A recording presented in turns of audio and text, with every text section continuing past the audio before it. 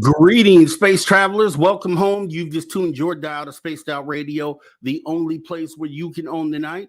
I'm your host, Mr. Rob G, and tonight we're broadcasting to you on our terrestrial affiliates across North America and digitally on TalkStream Live, KPNL, and Odyssey Radio. Remember, you can access our archives for free at youtube.com/Spaced Out Radio. And while you're there, go ahead and hit that subscribe button. And don't forget to follow us on Instagram and Twitter at Spaced Out Radio, at Spaced Out Radio Show. Our website is spacedoutradio.com, where the options are endless. You can stay up to date with the S.O.R Newswire, get some official Spaced Out swag, plus rock out to some Bumblefoot, and so much more. We have an awesome show for you tonight. We definitely do. We have our guy, Mike, Long Island Bigfoot, stopping by. Going to talk about some of the things that he's been seeing lately and just kind of get into some general conversation. So that should be great. We will also be jumping into the Spaced Out Time Machine, taking a look back at the week that was Spaced Out Radio here in the official first week of 2024.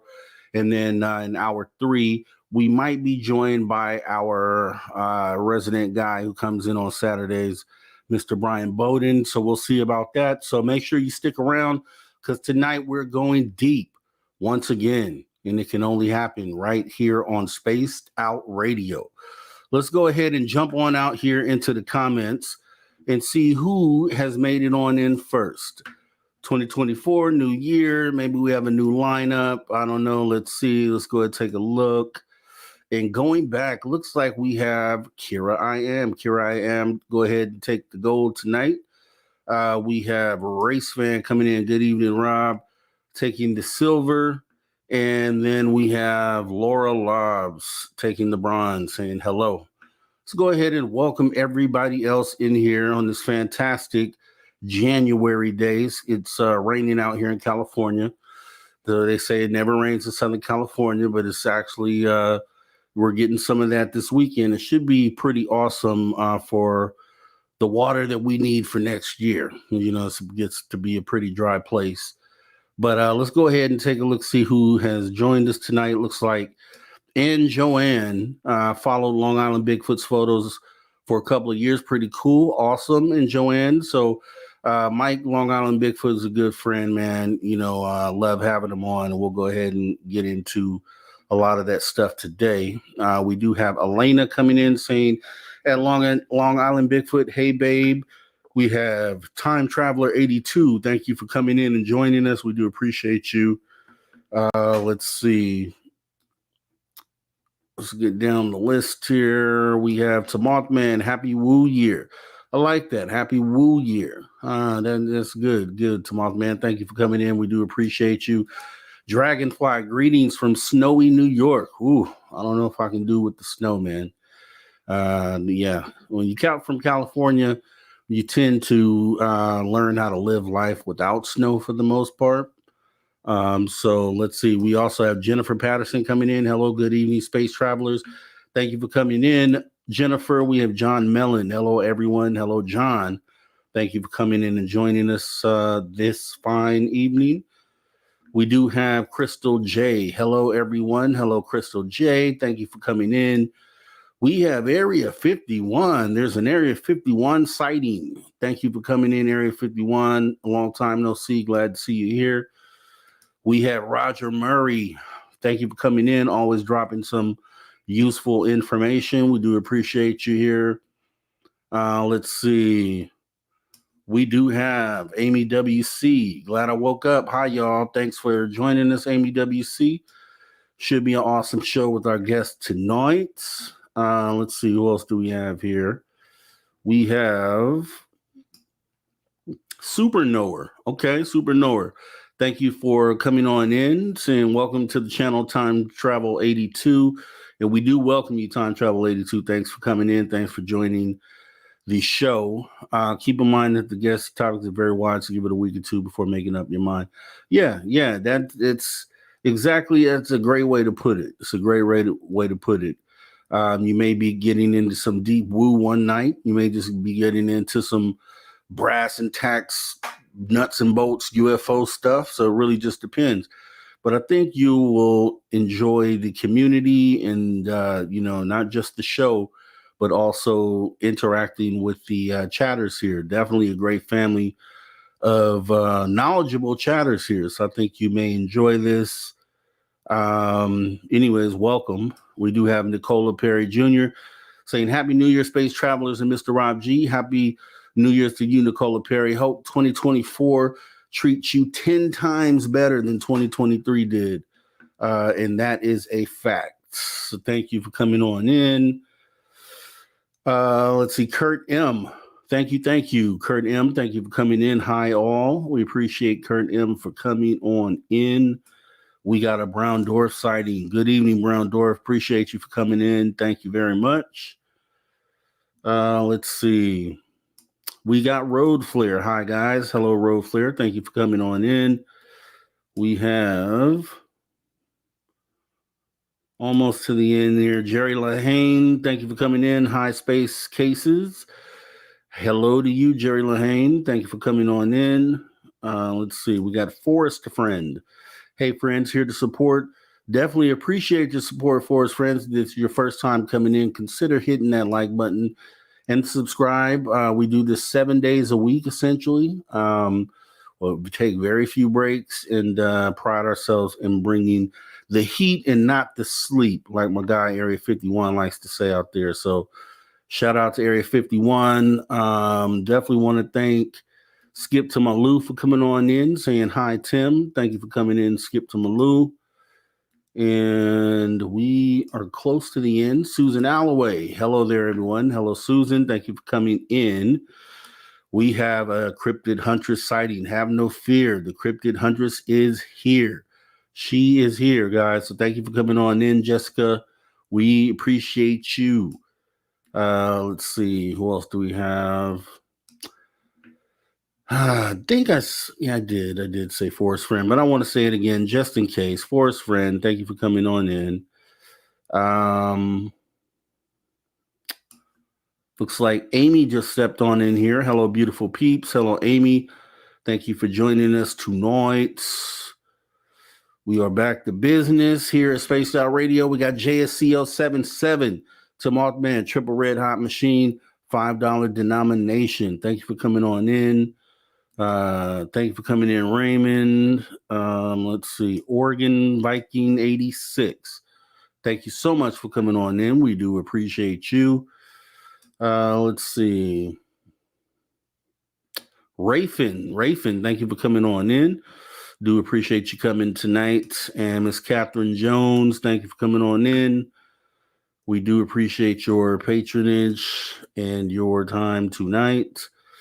Let's see here. We have the Doug Shelby. Appreciate Doug Shelby. Hopefully, all of you fellow S.O.R heads are having a good weekend. Yeah, definitely. Same to you, Doug Shelby. And yeah, we're gonna go ahead and get into this. Let me see.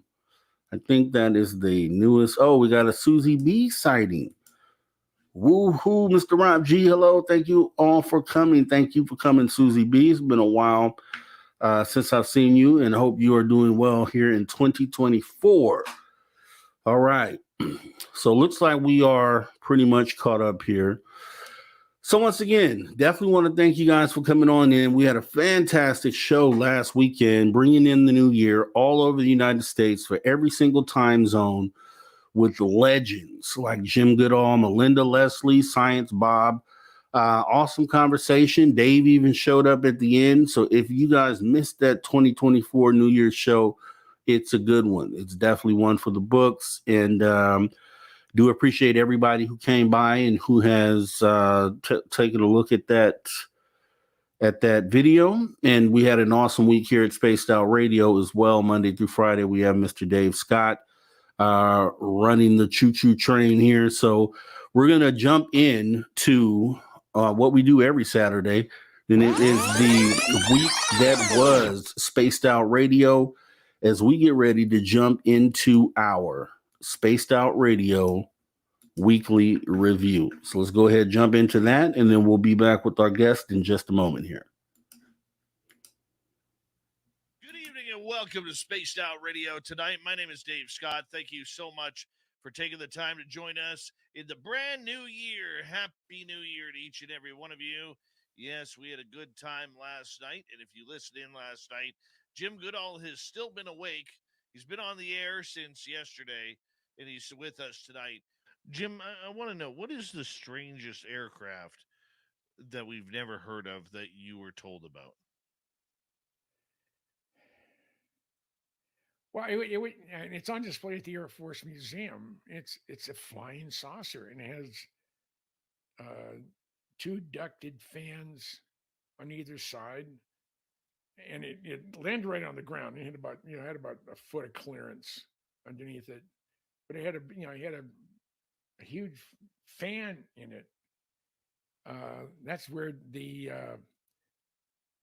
operational airplane, they called it the Ensign Eliminator, the Chance Vought F7U 1 Cutlass.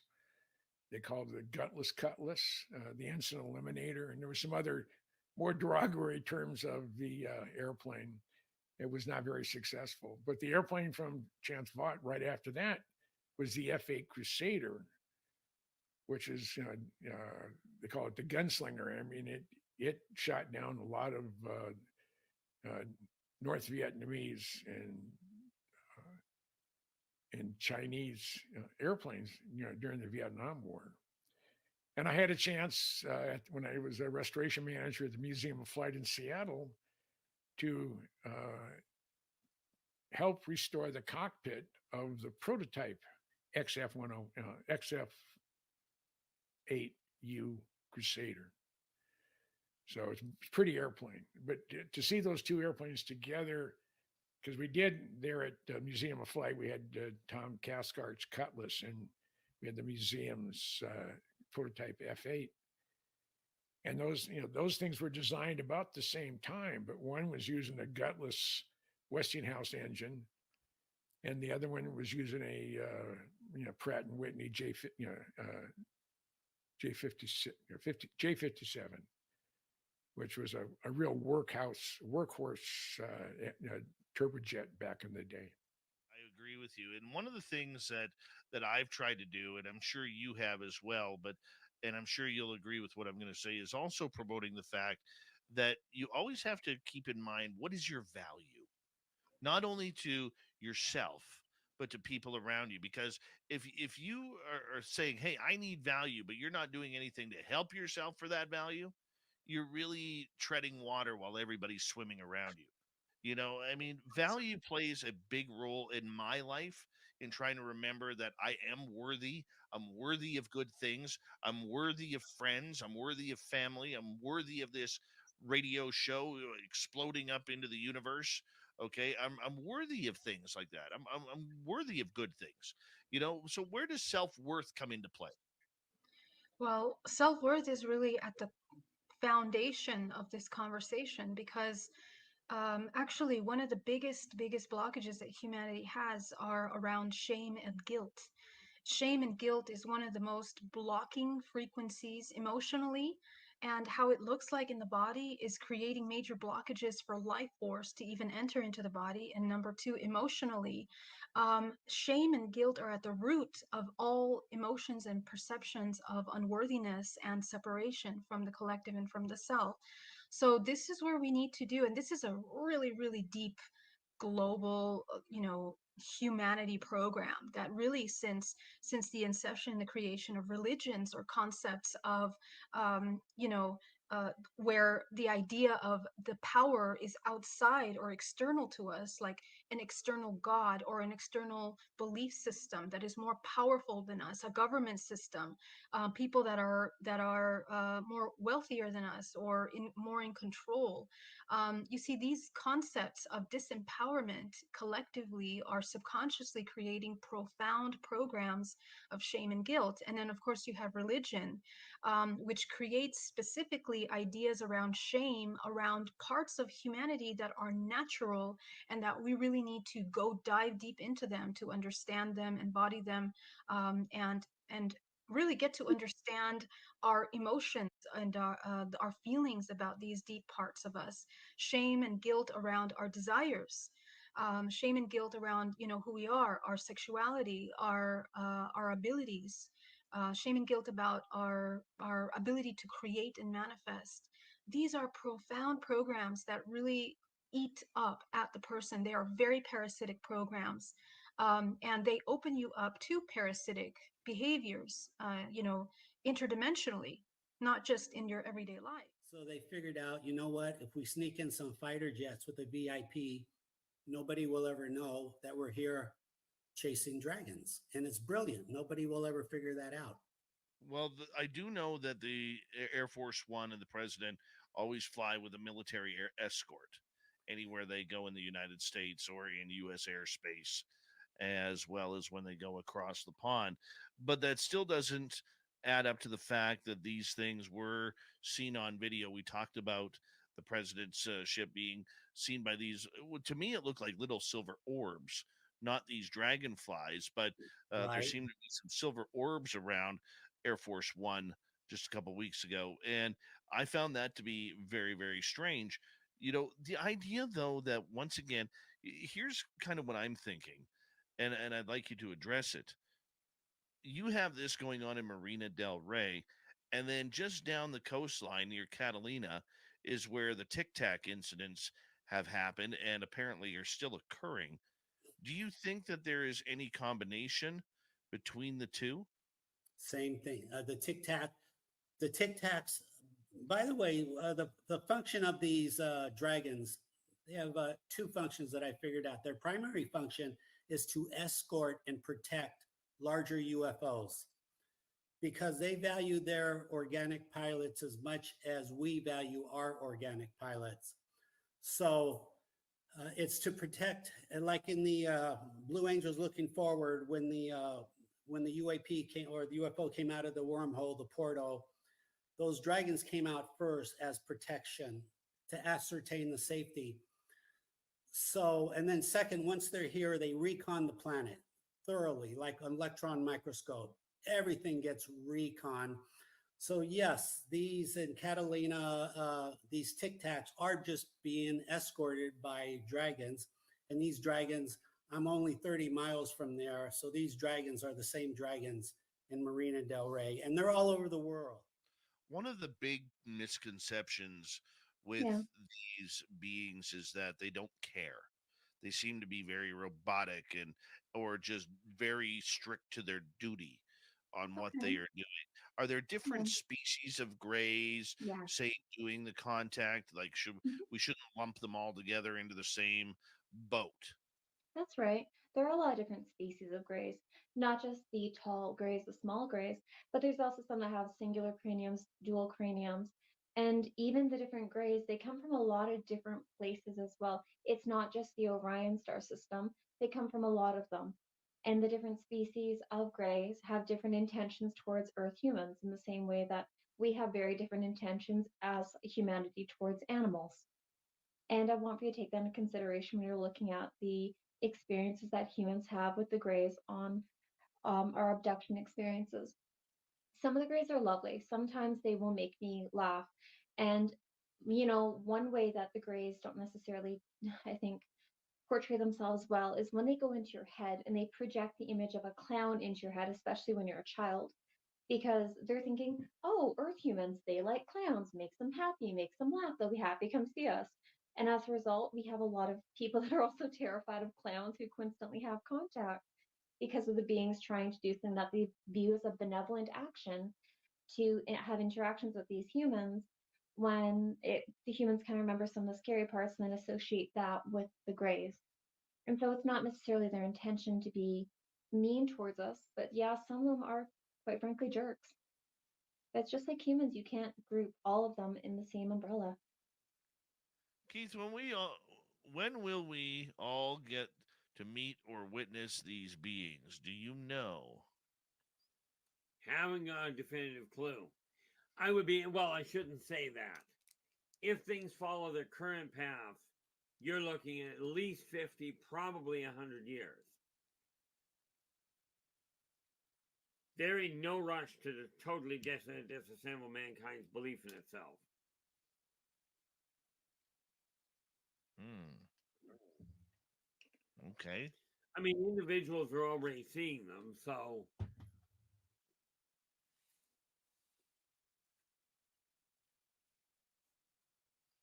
If they're seeing that's them, where the problem is. Try that again. but if they're seeing them, though, does that activate something in their body? Does it make them look back in time and say, "Have I experienced this before?" It may most humans the first time they say that they witness one, or they go through a period of lost time, instinctively will start looking back for markers to see if it's ever happened before. Okay, and this is how people come to the conclusion that they've been going through this for years and are finally coming out and saying something. Problem is that so many people that work in the UFO community and claim to accept people and know what they're doing, so many turn around and tell somebody when they come out and say, oh, this has been going on for years, I'm only just coming out and speaking about it. So many people working in the field turn around and go, oh, you're making that up to get attention. And rest assured, that's the last thing that people want is that kind of attention, at least on the whole. It's the exact same time I got it from two different people, which is odd that this is all of a sudden going around. One of the stories involves a gentleman having an encounter at Area 51, allegedly. I mean, is it time that these new whistleblowers come out? Is this what we need? Let's, and I'm hoping to have this confirmed early this week.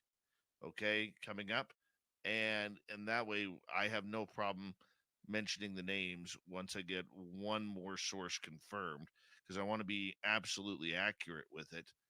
But just your thoughts. I mean, is it time for more whistleblowers? Well, we already predicted there were going to be more whistleblowers. You and I had said that multiple times. And for the predictions of 2024, that was one of mine, that there's going to be more whistleblowers. I didn't expect, after I said that on your show, to get a message from somebody from the CIA saying, hey, these are the next two whistleblowers. Like, that was not in my wheelhouse. I was surprised to see that come through. Not only that, I talked with somebody else. They also got a message 3 days ago before I did, before you got your message as well. that they got a message from ex-CIA that said this is one of the whistleblowers naming one name and then giving a story. And so the story that I got was different from the story that you got. So I can share that if you want me to, but I don't Yeah. want to share it unless you want me to. Let's share it. Let's just keep the name aside right now.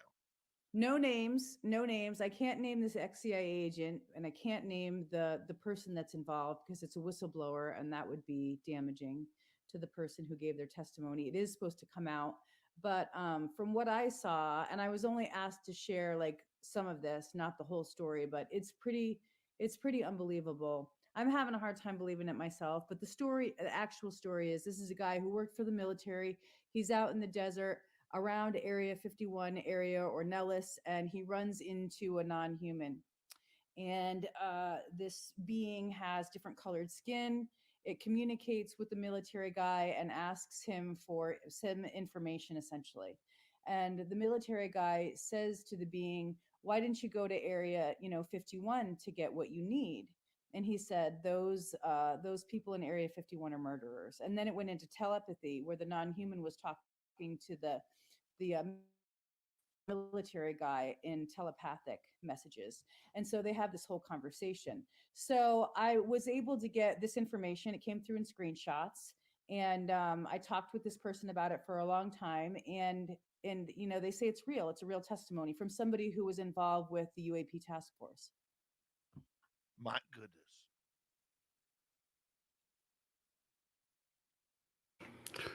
All right, jumping back and forward in time. We just came from the weekend review here at Spaced Out Radio.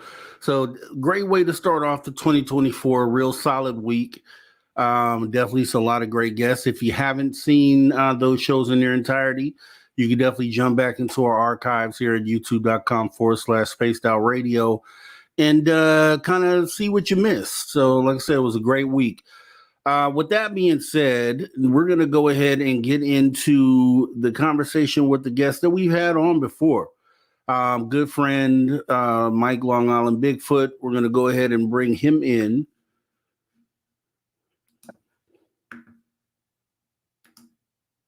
All right. Hey, Mike, how you doing there? Hey, what's going on? Man, good. Happy 2024 to you, man. Hope everything is going well for you. Yeah, not bad. Happy New Year. Thank you very much, man. So definitely want to touch bases with you, man. I know you're out there in the field. You have a really popular channel where you're posting a lot of good stuff all the time. You guys should definitely go subscribe to Long Island Bigfoot. He's doing good things, and just kind of wanted to, well, I guess before we jump into the meat and bones, there's been this whole Miami alien thing going on. Have you heard anything about this? Just a little bit, yeah. Like I heard a little bit about it, and then today it kind of made its way across my plate a little bit. So I said, "All right, I'll indulge it." You know what I mean?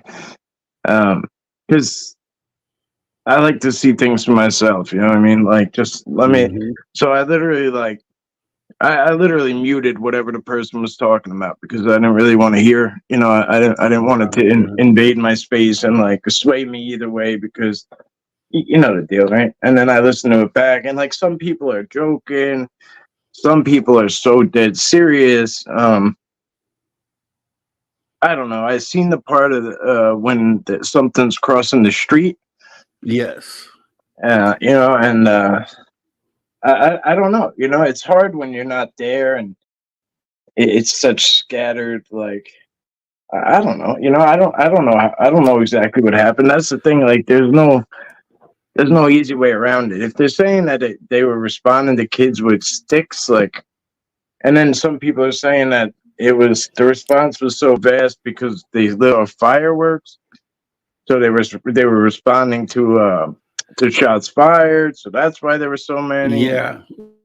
And then they said the guy who did the original report about the aliens kind of reneged on it, but then you're having some people who are saying that he was forced to do it by government agencies, and you know what I mean. So now the conspiracy starts. Yeah, right. Yeah. So it's you know, it's a deep dive, and that's what I'm saying. So I try to I tried to dissect it before I heard any of that, and I can't make heads or tails of it. Like I really can't. It looks to me like a helicopter shadow, for like a Yeah. minute, maybe. Okay. You know what I mean? And but I can't tell. You know what I mean? I can't. I really can't tell. Yeah, I was looking into the story, and it just seems to be a lot over nothing. They ended up explaining it away, and I guess we'll probably later in the show. I'm gonna end up going over the article, but didn't turn out to be too much of anything. And I would think, in front of that many people, that there should have been a lot better footage. I mean, that's going to be number one. There should have been at least more vantage points and just more people submitting information on the video. So, with that being said, and then the explanation is good enough for me. So I'll kind of just let it go. But a lot of people are talking about it right now. Like it's this big thing, and I just don't see it. But I'm open to evidence presenting itself and showing that there's more to it. But at this point, I don't see a lot going on there. But I wanted to touch it because I know some people wanted to address it, and like I say, maybe I'll dive in deeper later on. But I was looking at your page. So we talked last here on this show back in, I want to say, October. What's been going on with you since then, man? What have you been into, and do you have any new things that you've come across that might be interesting for us to know? Oh, probably. Um, every day's.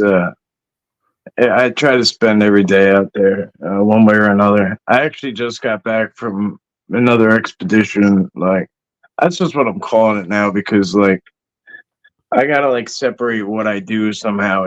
Like different categories, and so I went away. It was open ended.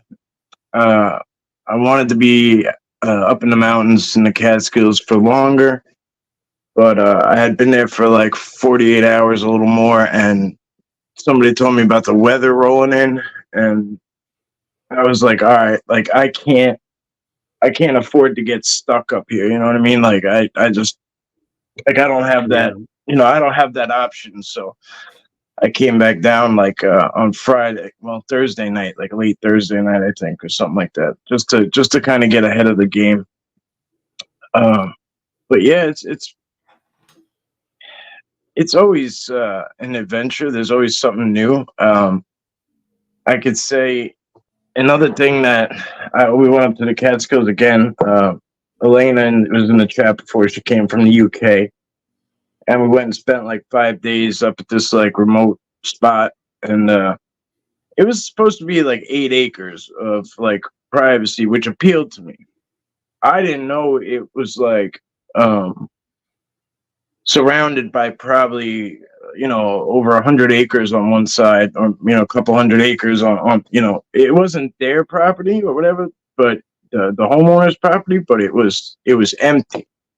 So we had a lot of area to work with just right out the back door. So that's where my focus was mostly. But if you stepped out the front, there was like open sky everywhere. You could stand right on the porch and just look up, and we're watching all the possible UFOs, right? And then looking up, where's the satellites? And like, oh, cool, there are none, like whatever. All of a sudden, across there's this big mountain, and then there's trees on top of it, and we know there's a house there, and I have the psionics out, and I'm going back naked eye, back to the psionics, looking around and passing it to her. And all of a sudden, something starts powering up. And it's like yellowy, whitish yellow. I'd say it was more like not a headlight, but not quite like a yellow stoplight, like somewhere in between. And it started powering up, and it got really big. I'd say to the size of like a small car, whatever this was. And then all of a sudden it like pulsed and then came back big, and then just disappeared. And looking through the psionics, you could see that one house that was over there, and it had all the lights off. All the lights were off, but the psionics was picking up like the blue light. Maybe they had their TVs on, or maybe it was just leftover heat or whatever. So you could clearly see where that house was, and it wasn't that. So whatever this was, it just has me, both of us stumped. Like I don't know. I've seen orbs and I've seen, crabs up and up high, but as far as something that, I mean, I don't know if it was in the sky, in the trees, or like right on the top of the mountain. You know what I mean? It was like right there where everything meets each other. And it's pitch black, so it's really all you could see is that item or whatever you want to call it, anomaly, whatever. So I thought that was kind of cool. That was different. Let's put it that way. Yeah. Awesome, man. I haven't had, and tell you the truth, I haven't really been out watching the sky as much since I've had my sighting. Maybe I should. I mean, I get out there sometimes. I try to, but the psionics camera is something that I really want to get before I really get out there, because I've told people, a lot of the people that I know that have had these psionics cameras often report seeing really strange things that you can't see with the naked eye when you're looking through these things. So when you guys were out, did you get any sort of footage with this, or were you guys just kind of sky watching? Yeah, I got some on there. I haven't looked at it yet because I'm the worst with technology. So like I got so much stuff on SD cards, and like I don't know what to do with them. You know what I mean? They become like a pile of little chips. You know what I mean? They may as well be like Pokemon cards. It's just I don't know what to do with them. But I know there's stuff on them. So rainy day stuff, So anyway, this particular time, I was like passing back and forth. I'm like, hold on, and I'm like trying to get it with my regular camera, and then like I'm like grabbing that and going back to it. I'm like, oh my, and like back and forth. So definitely got it on there. But as far as you were saying, like people catching stuff on the psionics, it is amazing because you could look up if you have like a zero ambient light area and you look up at the sky. I mean, you see all the stars, right? You think you do anyway, but when you look through that psionics, you really see all the stars and you realize how many there really are. And it's like, it's mind blowing, it's really mind blowing. And one time it had to have wanted to interact because, or known it was going through my frame or whatever, because like it zigzag out of the whole sky, where I was aiming it it was like something red, and it came through in almost like a Z for Zorro, and disappeared. And that was one of the first interactions I've ever had. And since then, I've had that thing pointed to the sky. Originally, I got it. I really wanted it for like the woods and the walk around like that. And I got I have the infrared flashlight too, and like that's kind of cool because you could kind of walk around like stealth mode. When you have night vision and the infrared flashlight, like to the naked eye, nobody even knows you're there, but you see everything. You know what I mean? So it's pretty cool. Yeah, that sounds pretty sick. So the infrared flashlight, so you can see the range of light that your flashlight is shooting off, but it's invisible to someone that doesn't have it. Yeah, that's a cool combination right there, man. Yeah, you could shine it right in your eye and not even know it's on. But once you put that night vision on, like you see how bright it is. I guess there's different levels, different types, but it's really cool. I'm assuming you got this equipment to go out for Sasquatch, for Bigfoot sightings, but just so happened that it also doubles and works to spot things in the sky. So that's pretty cool. I've started to tie everything in. I got one of them bright laser things, and I've started to get into the skies too. Yeah, because all this stuff may be connected. We may find out at the end of the day that all this stuff is related. Someone, I think it was Brian Bowden, came on a few weeks ago, and he talked about the particle accelerators that are out there, and about a particular incident that may have happened in Chicago in the 70s where they were running this particle accelerator, and it may have actually ripped into like a parallel timeline or a parallel dimension, and then that opening is where these things might be coming back and forth through Sure. this tear. And it made sense to me, and I'm Well, like, there's an atomizer separator like 10 minutes from my house at Brookhaven Labs or Fort Upton, right? And you what the hell is it there for? You know what I mean? I don't even know what it means. I don't know what it does. You know what I mean? But is it the thing on Stranger Things and Montauk? You know what I mean? Is that what that thing is? Like, and they just, I don't know. I it don't know makes anything. sense because some people will ask the question, are these cryptids living here full time with us, just full time, or are they stepping in and out of this other existence? Which makes a lot of sense if that's the case, Sure. because if we knew how to get through this portal, I'm sure we would attempt to step through or send something through. So it just makes sense. So when I think about when I ask the question, and I'll ask you, do you feel like, and I think we may have asked you this before, but in this context, do you think these cryptids are here full time? Like, are they living here day in, day out, or do you think potentially they're stepping through some sort of portal? Yeah, I think it's a combination of the two. I don't. Well, I'll say I don't think they're always in our dimension. I don't know if it's always a portal. You know what I mean? But there's like this good analogy about like the fly and how like we move front and back and left and right or whatever, but the fly can move like for instance on a tightrope, right?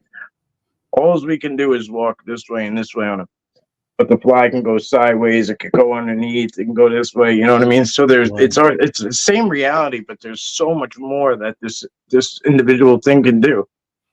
And and that's just one thing out of so many, but like if you have these alternate dimensions, that's where I think I have this like what things like I call phantom footsteps, where I'm clearly hearing something walking, or something's running next to me or running around me, doing circles around me. And you could hear it, and it's like there's like nothing there, you know what I mean? And it's like, is it right there in that next dimension where like maybe I don't know the rules and the laws to it all, right? So maybe like our sound and visual goes through, but theirs doesn't, or maybe just sound comes through and visual doesn't. Do they kind of poke their head through like a piece of cellophane, and if they feel like it, tear it open and come through, and I don't know. There's so many. It's like everything you find out, it just leads you down another avenue of more questions, if that makes sense. Yeah. No, but and then see, when you have to sit down and try to rationalize this stuff and think about what makes the most sense, then you listen to all explanations of things. And lately, the a lot of the top people in the UFO community, scientists involved, are leaning towards those sort of explanations, like maybe they are coming from a different time or a different dimension. And a lot of people seem to be putting a lot into that now. Before, initially, I wasn't under the thought process that was going to be the most logical way, just thinking about it. But then, when Brian gave me that explanation about the particle accelerator and then maybe tearing a fabric in our dimension and having this then always accept, I mean, we have black holes and things that are crazy like that. So why wouldn't a theory like that be plausible? So when I think about that, then I listen to more of what the scientists and people are leaning towards, even journalists or pointing towards these things being dimensional. Then it makes more sense when you try to tie it into the other cryptids of the world, the things that it seems like they can't live here with us full time, so they must, but they're showing up in places, so they must be stepping through something in order to get over here. And then granted, maybe there are some that just never step back through and are here full time on some sort of basis. I mean, and when you start going down that rabbit hole, then it makes a lot of things that seem to be separate seem more plausible as connected potentially. You know what I mean? So it's Yeah. crazy on this ride, just thinking this thing through and talking this thing through, how your mind can be subjected to different theories on this. And it's just amazing to me because I still want to stay in the middle of the road where the evidence is key, and the evidence that is brought to the table is really what dictates what's being said. But then it just starts to make a lot more sense when people start going down that dimensional rabbit hole. I don't know. Yeah. No, I totally hear you. I mean, I don't put anything in a box, right? Because like you really can't, because like there's just so much to it. There's so many different things, and um, like you were just saying about with the thing with the separator, like it just sounds so typical. Like to me, it sounds like everything I experience seems like it's on Sasquatch's terms. All right. Like I kind of go out every day, like, hey, I don't know nothing about nothing. I'm just here. I'm your humble student. Whatever you want to give me today, I'm here. Sasquatch, trees, whatever, anybody, anything. I'm here. I'm here to experience nature and whatever you got for me. I don't know nothing. Whatever you want to teach me. I don't try to go in and be like, I need to know this and I need to know that and I know this and I know that. I just go out blank every single time and just take what I get, Obviously there's some things that have been imprinted in me to the point where like I can't unlearn it, can't unsee it, can't undo it, but for the most part I do my best. And I wouldn't be surprised if man, being man, wants to be able to do it on a dime on their own terms, right? Like, let's figure out how to just tear it open ourselves and, so we can, go and come when we please, I wouldn't be surprised. Yeah, it's just because it puzzled me why all of a sudden these journalists and scientists have taken this hard turn into pushing that theory. I mean, they are, bypassing the probability that these things have just traveled here, which is really where I stand at in the totality of it. I really feel like there's a travel thing going on, but then it wouldn't explain how that connects then to the cryptids then that we never see traveling. We always see just here, just in in person. So there's never been I think maybe I've heard a couple people who have tried to connect Sasquatch as to seeing them getting off of spaceships or seeing a spaceship and then right afterwards having a sighting with the Sasquatch and then maybe that connection there.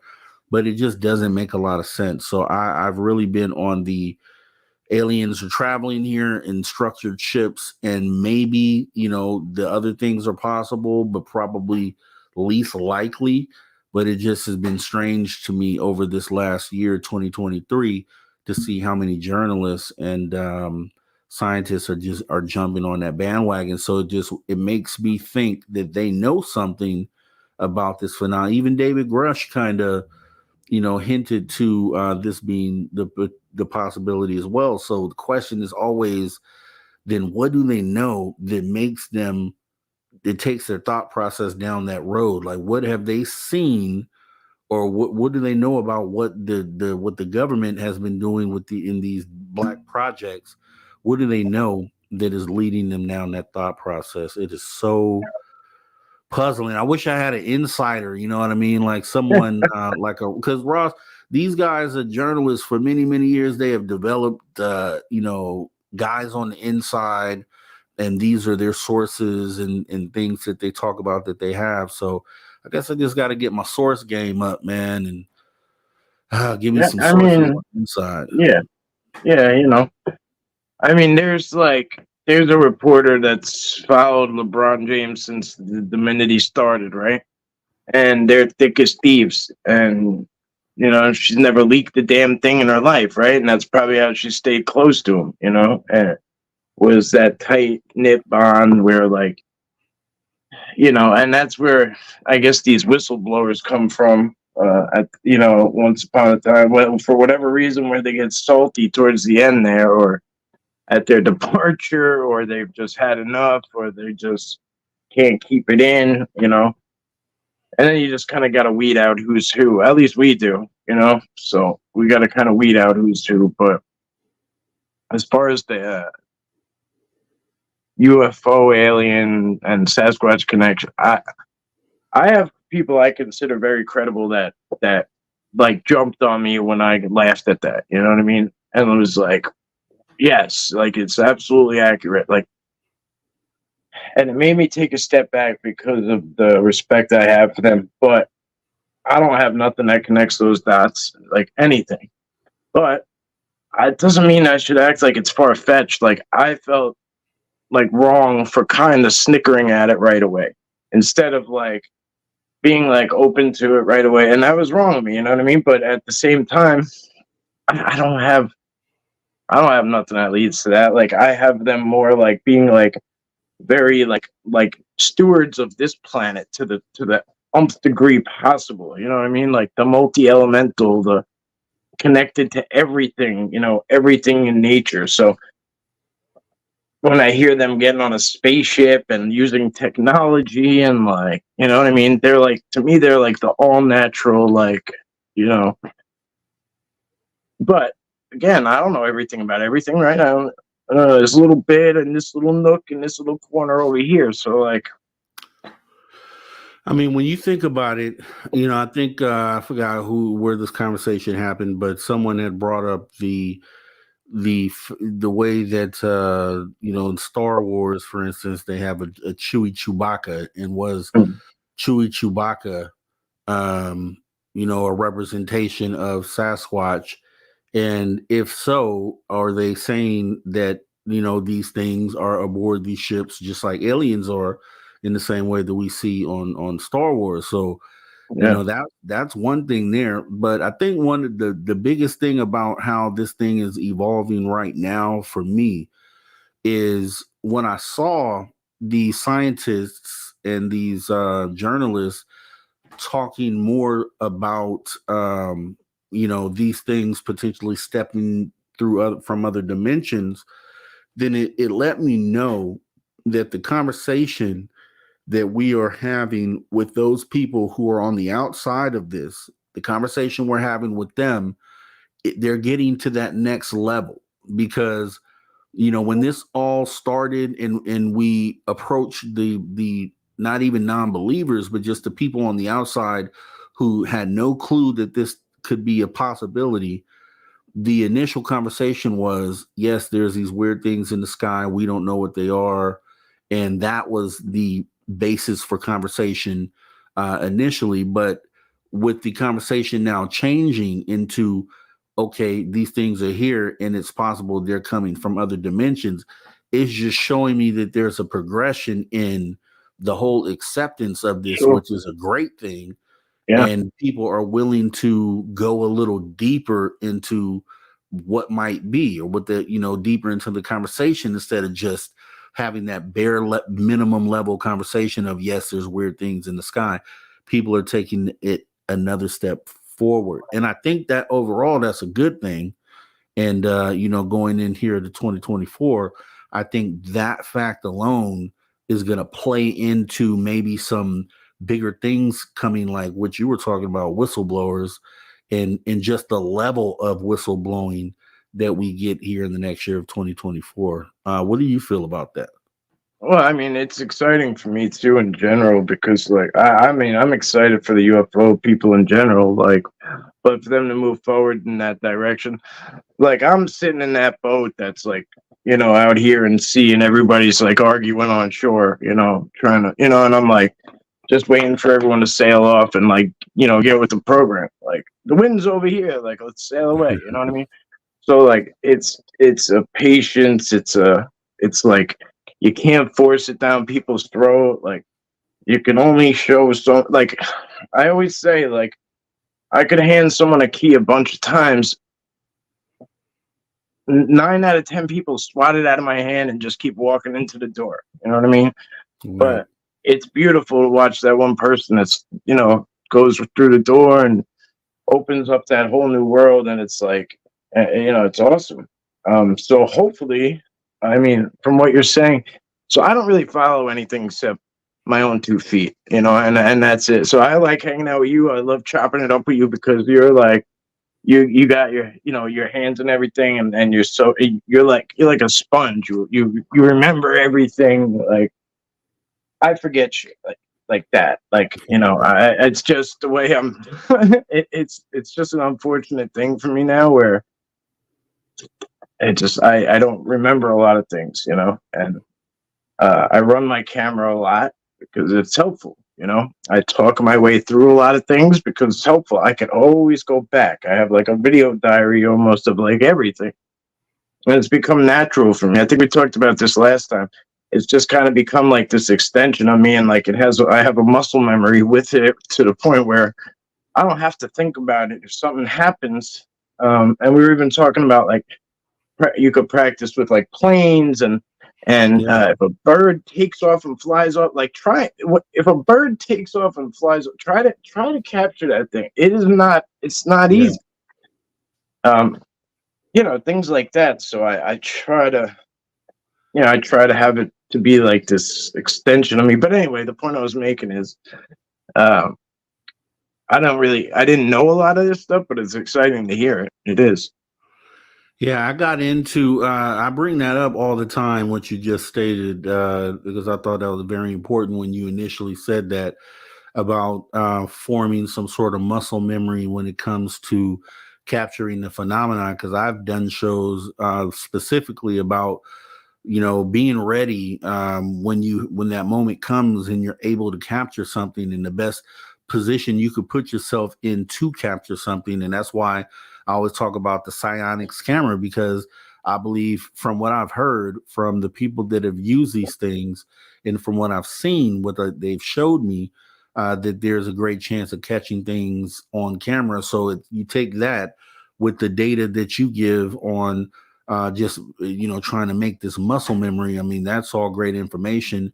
And it kind of leads into a world where everyone is able to capture data. And that's kind of the mission, because I think truthfully, when you say that, if enough people have learned some of the bare techniques that it takes to capture these things, because that's one of the biggest things is, why isn't anyone ever to capture one on film or get good quality film or this or that? So just being able to teach everyone, or at least everyone have the bare basic mechanics down on the best way to capture something, ends up being the big thing. And so like you were saying, so you're in a lane of Bigfoot and Sasquatch, which we'll get more into in the second hour, but then now you're opening up to other things as well. And that goes back to the thing that we said in the beginnings, like, are all of these things connected?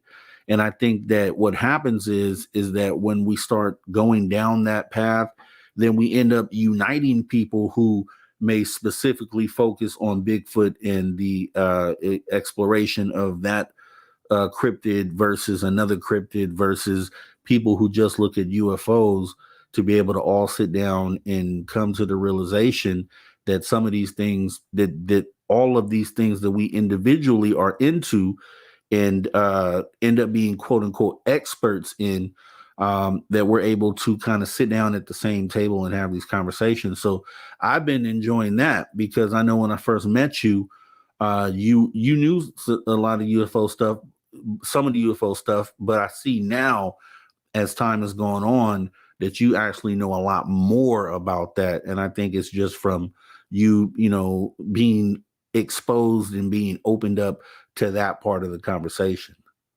Yeah, for sure. And then I've been spending a lot of time with people, I don't know. I think I joked with you about it once, maybe. I don't know if it was on air or not, but I didn't even know I was in Pine Bush with unidentified S.O.R and Anthony, and we went up to Pine Bush, and I didn't even know anybody really, but these people kept coming up to the booth we were sitting at, and like they would be like kind of like getting in a huddle before they would walk up to these people, and like kind of like coming up with a game, like they were nervous and like whispering to each other and like shyly going up to, and I didn't realize who it was, or at all, but I was sitting with uh the Hills, their niece, Benny and Barney, maybe it is, or something like that.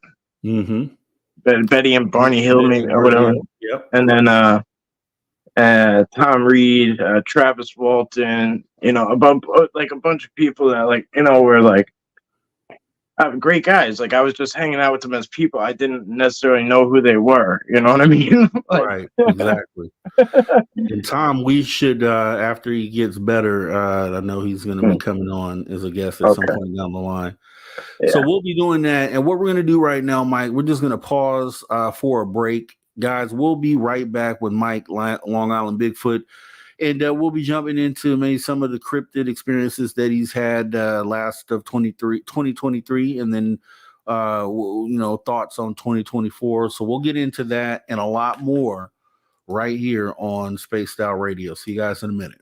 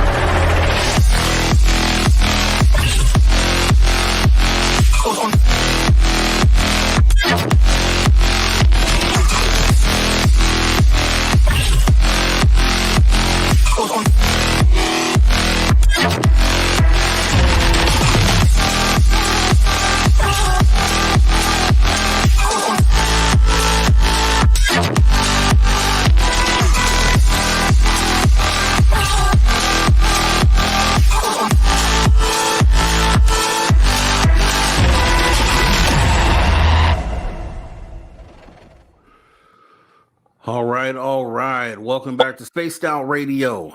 After hour number 2 with me, your host, Mr. Rob G, as we continue with our guest, Mr. Mike, Long Island Bigfoot in the building. And we're going to jump into some audience questions a little bit later. So if you guys have any questions for Mike, definitely put those in caps so I can single those out, and we will ask those the last half hour of this current hour. But first, I want to go ahead and talk about what we see here on the screen. So it is the S.O.R. fan party. It's going on May 10th through 12th, 2024. Itinerary goes as follows. We are going to have Jessica, myself, and Dave hosting 1 hour each on that Friday. And then right after the broadcast, we kick off the VIP party. So that'll be going on Friday. Saturday, we have the Ghost Hunt with Merle. Saturday night, UFO Skywatch with Melinda Leslie. I can't wait for that. And then Sunday, if you're still there, is just going to be a free-for-all hangout. So definitely want you to stay, and we'll do whatever you want to do. Just let us know. You can come and see S.O.R. fan favorites like Science Bob, Lala Bright, Tim Senor, Jim Goodall, Melinda Leslie, Merle, Lorian Fenton, Dr. Michael P. Masters, and more. We're going to go ahead and have Dirty Filth out there. So come meet Dirty Filth. Come meet Jessica Jones, the Cryptid Huntress. And I want to meet you too. Everyone is invited. You want to go ahead and set up breakfast or dinner? We can go ahead and do that.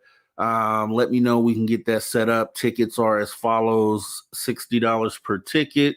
$100 gets you the ticket and the VIP swag bags. Rooms have been on sale for as low as $139 per night. That is less than triple the price of Las Vegas. It is the perfect gift. Yes, we understand that this happens during Mother's Day weekend, but hey, your wife deserves it. She deserves a nice holiday as well. Go ahead and sign up today. Email your request for tickets to info@spacedoutradio.com. We cannot wait to meet you. So we're going to jump back in with our guest for this second hour here, Mr. Mike, Long Island Bigfoot. Mike, we talked about a lot of stuff here in the first hour here. Now in hour 2, I just wanted to see if there were any experiences that you've had in relation to Sasquatch or any other cryptid or just anything strange at all in the later part of 2023. And if so, just love to hear about those. Do you have anything to give us? Oh man.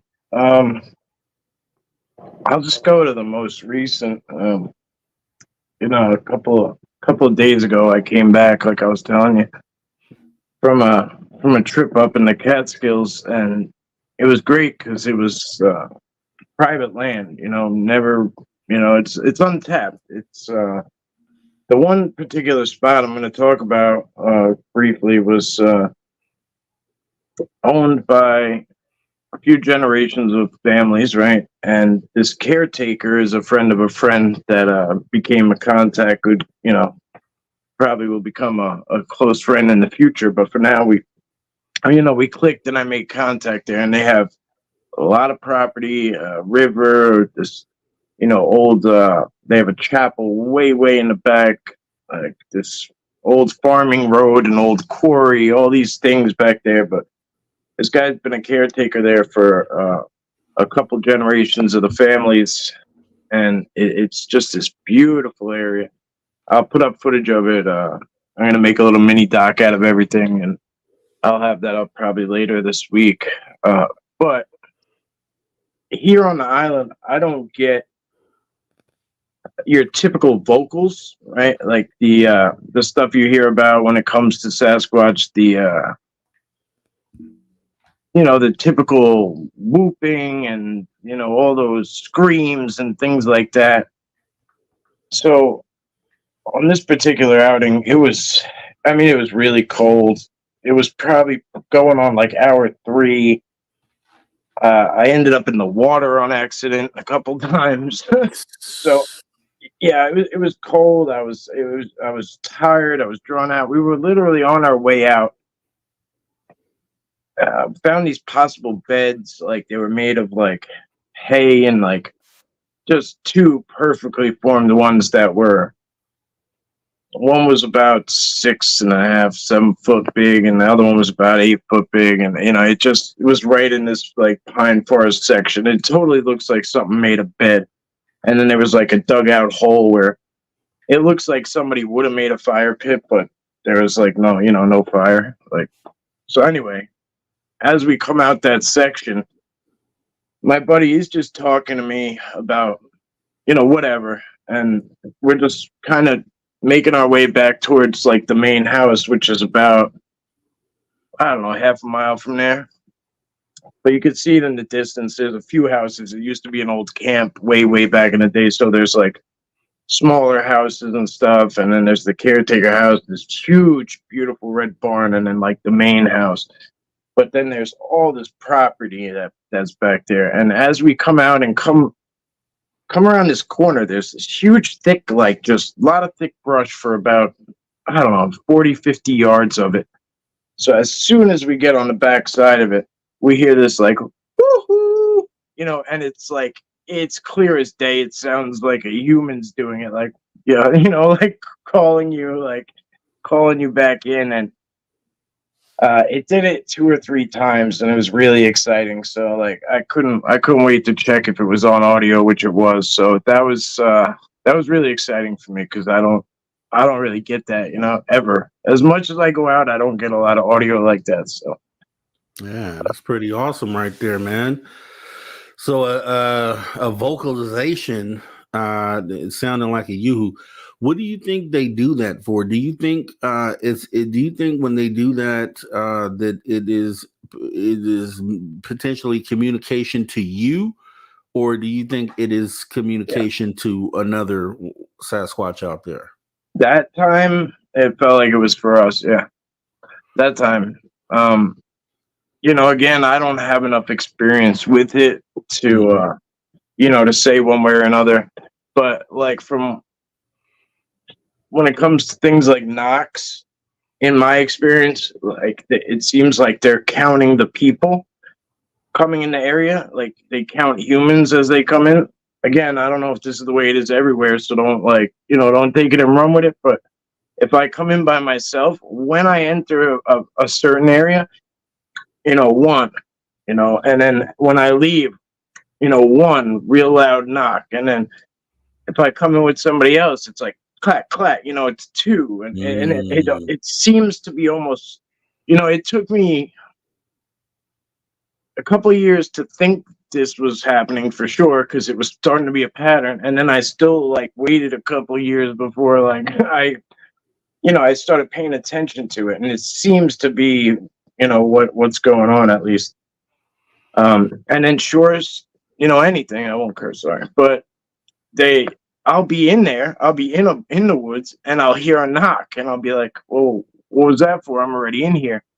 Next thing you know, I'll hear like 30 seconds later, 10 seconds later, I'll see a mountain bike come by, or like or I'll hear humans start talking because they're coming in, and I'm like it's crazy. It's just like it's wild, and you don't see anything. It's just activity that could go so easily ignored or unattended to, I guess. Man, that actually makes a lot of sense. I mean, when you think about it, why wouldn't they knock in a code in order to let the others know how many are present? That sounds very plausible for that to be the case. So it's a good thing you pointed that out, because I've never heard anyone else point that out. And that makes a lot of sense that they would do that. So what do you, as far as is the Bigfoot segment of ufology goes, what do you, because from what I've understood, from what I've been told, is that a lot of people within the Bigfoot community don't communicate with each other. Is that a real thing? And how do you feel about that? As far as like data goes. It yes and no, right? Like I try to be the change I want to see, right? I try to be an open book for the most part. Um, I try to welcome people in if they're coming in, starting off, or but I, I don't consider myself a researcher. Like I'm out there for like my own thing, and like whoever kind of wants to come along, and like we're gonna like enjoy it, right? Like life's too short. I found out pretty quickly that it's no fun to try to be the guy who proves things. You know what I mean? So, Mhm. but for those people who do have that attitude where they want to be the one to prove things or have that notch on their belt or that credibility or that stamp that says like, yeah, I got this and I got that. Yeah, they can. There are places and where people won't work together, I guess. Um, Ideally, you'd want to have that pool, right, where everybody just puts in there what they got, right, and we all work Right. together, and that way we solve it, and it's a beautiful idea, it's a beautiful Yeah. concept, but I don't see it being our reality. I have faith in future generations. That the way social media is now, and it it came the communication of social media came at a weird time for the way that the community is set up now. With people who've been around for a long time and literally wrote stuff in you know on paper, and like things were reported to newspapers, and you know what I mean, shit, like stuff that's not, everything's done differently now. So Right. maybe the next generation will play nicer, who knows, but uh, Yeah, I mean, you can truthfully only do what you can. I mean, in leading by example is probably the best way to do it. Like you state, the way that you approach this, you put the data out there for it to be seen. I know a few other people like that too. It's just that I hear, just commonly from within this community, I hear some researchers, and truthfully, you are a researcher. I mean, you came with the theory that they're knocking based on the people that they see come into the woods. That is the key thing. If it turns out to be yeah, substantial, that so you can credit yourself for that as well. But I just hear when I talk to different people within the Sasquatch community that the data that those get isn't really shared with the others. That way, and it keeps this Sasquatch in a more obscure part of ufology because of that. Because there's not lot of data to cross reference with each other. So, yeah, but as long as there's people like you that have that state of mind, then maybe, yeah, as generations go, that changes. Maybe it's just like an old boys club sort of situation could where be. yeah, I mean, it's what it sounds like. But I think I think when I first came into looking at this subject really seriously, ufology as a whole, was back in 2017. And I did a lot of research on it. And I just looked at, I didn't understand that in the beginning, that cryptids, Sasquatch, all these things were under the same umbrella. Yeah, And I think what it has done for me is definitely just opened my eyes up, and I'm not as naive as I was in the beginning. I'm not as standoffish. I don't feel that I'm as critical when it comes to skepticism. Like I'll approach it with skepticism, but if you can provide me some good evidence, just like you did a moment ago, then it's like, okay, well, with that understanding, I can lean more this way. Um, it's just wild to me to see today the way that I look at it, and I can see where all the connections might be. You know what I mean? It's like we're getting closer to figuring out that puzzle. But what do you being that you have had, do you consider you, well, I guess you do if you've seen these Bigfoot a lot, you would consider yourself an experiencer, right? I guess. yeah. Yeah. I'm trying to build relationships like for longevity and stuff. Yeah. So what do you Maintaining, I guess. and you from coming from where you're coming from in this, like how do you think we kind of talked about, the positive aspects of this and how you should approach this in a way that will help move the needle. But like overall, what do you see? Where do you see this going? Because everyone, when it comes to Sasquatch, everybody wants, just like with UFOs, they want to see the body. When do you think, or do you think there's a possibility that there's an event like that could take place where we finally get the picture that we want, that we can just show everyone else and let everyone else know that this is a real thing? Like, do you see that on the horizon as being possible? I know you try to do this all the time and you do capture things, but do you see that crystal clear photo ever coming this year or any year coming up here? I mean, I think it's all been done enough to the point where the proof is there. It's just not.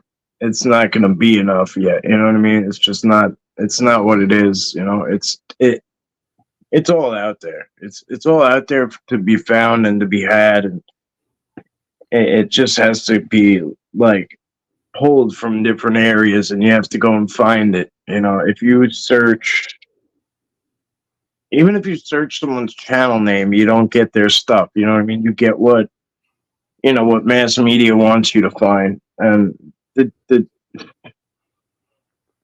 it's out there. Now, is it on the horizon? No, I don't. Not yet. No, not yet. I don't think so. Let me ask you Hopefully, this. yeah. Go ahead. The Patterson Gimlin film, right? That's one of the most famous films in the Sasquatch field. Do you feel like that was an authentic film? Well, here's the perfect example, right? Like people are still arguing over that. You know what I mean? God, how many years later? And it's like, I can get what I can, people, not even just myself, people will consider class A evidence or video or photo, right? And like, first thing I do is move on. You know what I mean? Because like, I want to go and do what's next and get to the next thing and see. I don't want to sit here and do this because then I'm missing that. And that's my role. And that's just what I do and how I operate. I'm trying to go while I can. So but the Patty film is something I learned a lot from, and not about Patty or Sasquatch. I learned a lot about people from it because everybody's still hung up on it and beefing over it. Like you know what I mean? Yeah. Is it real? Is it fake? This guy's a piece of crap. And well, no, he's awesome. You've never met him, and blah blah blah blah blah blah blah blah. And it's like, I think it's authentic. I do. You know what I mean? I think it's authentic, but I'm going seriously. I'm just going off like gut. That's it. I'm not going off any facts or anything. Just watching it and just how I feel about it. That's literally how I'm basing it. It's just how I feel about it. Like I connect to it and it feels good. It feels right. And that's kind of how I feel about this whole thing, period, right? Because I'm under the whole belief that any history that we have in this needs to be looked at and preserved and taken in as data, because I think the best thing to reference something current to is the past. So if we have this Patterson Gimlin film, which shows a lot of motion and things going on, that someone who has an experience at a later time can say the thing I saw moved in that same manner, or to kind of point to certain things within that film that kind of solidify what it was that they saw. And I think that is very important for those reasons. And even with the later film that came out, the one from a few months back, the Bigfoot off of the train. So even with that, there are things about both of the films to me that look like maybe okay, maybe not. But Yeah. I think you don't ever throw those things away. I think you always keep those as a historical point of reference. That way, when we are bringing more data in, say tomorrow you go out and you get 15-second film of one of these things moving through the brush, and we're able to use that film to go back in history and say, okay, that matches a lot of what we saw, therefore validating, because things don't get validated overnight. We have perfect example, the Bob Lazar, a lot of the stuff that people said didn't happen or couldn't have happened gets validated 30 years later by someone else. And I think it's the same thing in the cryptid field. So I'm under the way I feel about it is it is data, and it should be there, and it's valuable, and it should be referenced against things that we might be catching in current day. I could dig it.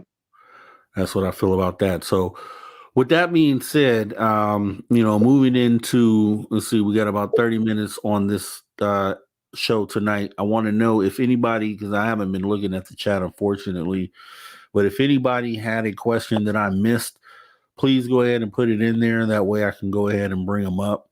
But so for 2024, what do you have planned? Do you have any exhibitions or anything that you're looking at doing this year? Oh yeah. I just locked in another one yesterday. Looks like, well, I haven't announced it yet, so I don't want to do it yet, but I just locked one in yesterday for April. So it should be really interesting. Way outside my box, so I'm looking forward to it. A lot of bad encounters are told there, so I'm looking forward to, seeing if I could find some good in there. But I know I'm being very general, but you have to be, because you got to save that. Yeah. Save that. But when you do it, definitely come back and talk to me about it, man. I will. So you're friends with Tom Reed, right? And I know you guys have done something recently over at the Berkshire. Did you go out there with him? No, I didn't make it. I didn't make it up there. I wanted to go, but there was a couple of intersecting things. But yeah, they went up there and they were in Monument Park and all that good stuff, or UFO Park or whatever. Yeah. I think I saw that video. Yeah, it was pretty cool. Really, really nice place. But that's I guess, I think History Channel gave a monument to the where his UFO sighting was. Oh, wow. And it's really amazing. It's really amazing, actually. There's statues, and I think somebody even donated a big telescope, and it's a really nice spot. It's really cool. Yeah, we should be having them on later in the year. We got some good stuff lined up. I was up in the mountains with I don't know if you know Dark Hour Paranormal, but I went up in the mountains with him actually recently too, and he's I don't know if you know him, but he's got his own channel, Dark Hour Paranormal. He's also tied in with Third Phase, and he does a Third Phase UFO report and stuff too. But okay. We went up there and shot a mini doc. You've probably seen him out in Montauk with me. We go out to Montauk every year and do stuff out there on the biorhythm days. And anyway, so that should be coming out eventually. I mean, he's a very, I don't want to say perfectionist, but he demands it to be really good. Yeah, that'll be awesome. So we get to see Mike Long Island Bigfoot in a documentary in 2024. Usually I'm holding the camera. This time the camera was on me, and it's still a little different. It was different for me, but yeah, it's cool. Yeah, that's when you know you made it, man. That's when you know you made it. Star of your own documentary, man. I love it. Hey. Yeah, that's what everyone said when Paranormal Caught on Camera came out finally. Because I had known about it for a year before it came out, so everyone was like, "Oh!" people are like, oh, you gotta put it on your channel as seen on TV, and this. I'm like, Yeah, like, exactly. I'm not like that. Less is more with me. You know what I mean? Exactly. Now I know last time you were here, we were talking about the I don't know with the name you use for them, but some of the Bigfoot that come up right up to the population line of Mm-hmm. human beings. Okay, so do you have? Well, I guess we can finish talking about that. Did you have any more insight on that? I know I asked you if if you felt like those things were coming to the city limit line where population is, traveling from some place far off deep into the woods, or are these Sasquatch that might be actually living right there on the population line with human beings? I think it's that. I think it's a little bit of both. You know what I mean? Like we discussed that interdimensional concept. Mm-hmm. So who knows what the next one over looks like? You know what I mean? Maybe there is no city there. You know, maybe there is no. You know what I mean, right? Like I don't know exactly what it looks like, but yeah, there's definitely. That's where I say they're like stewards of the woods and the forest, and like no matter whether it's right up to your yard or in your yard or on your property or next to your business or whatever, or it's 200 miles into the wilderness, to them it's it's the same. A tree is a tree is a tree. It's just we're separating it all, right? Like, and Yeah. why did the Sasquatch cross the road? It's like, well, the road crossed the Sasquatch, right? You know what I mean?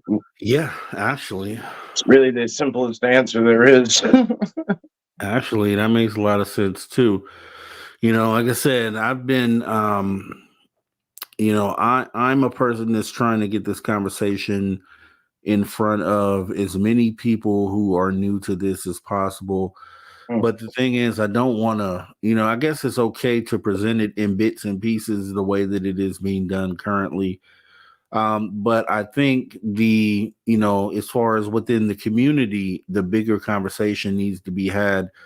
Like I said, a lot of the times, either, we're doing a show on Sasquatch, or we're doing a show on this particular cryptid, or just on UFOs in general. And I think it ends up being more healthy of a conversation to be able to talk about all of those things at the same time. And just because I think the way it looks and the way it would appear is like within ufology, like the data is compartmentalized almost essentially when you look at it, because you have all the great, Bigfoot facts.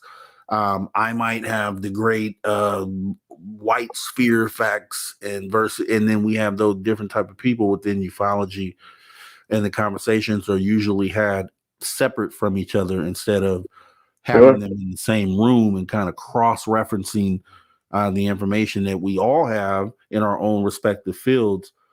But I think toward that, that's going to be pretty good. This is first will be fine, and then brought out to the rest of the world.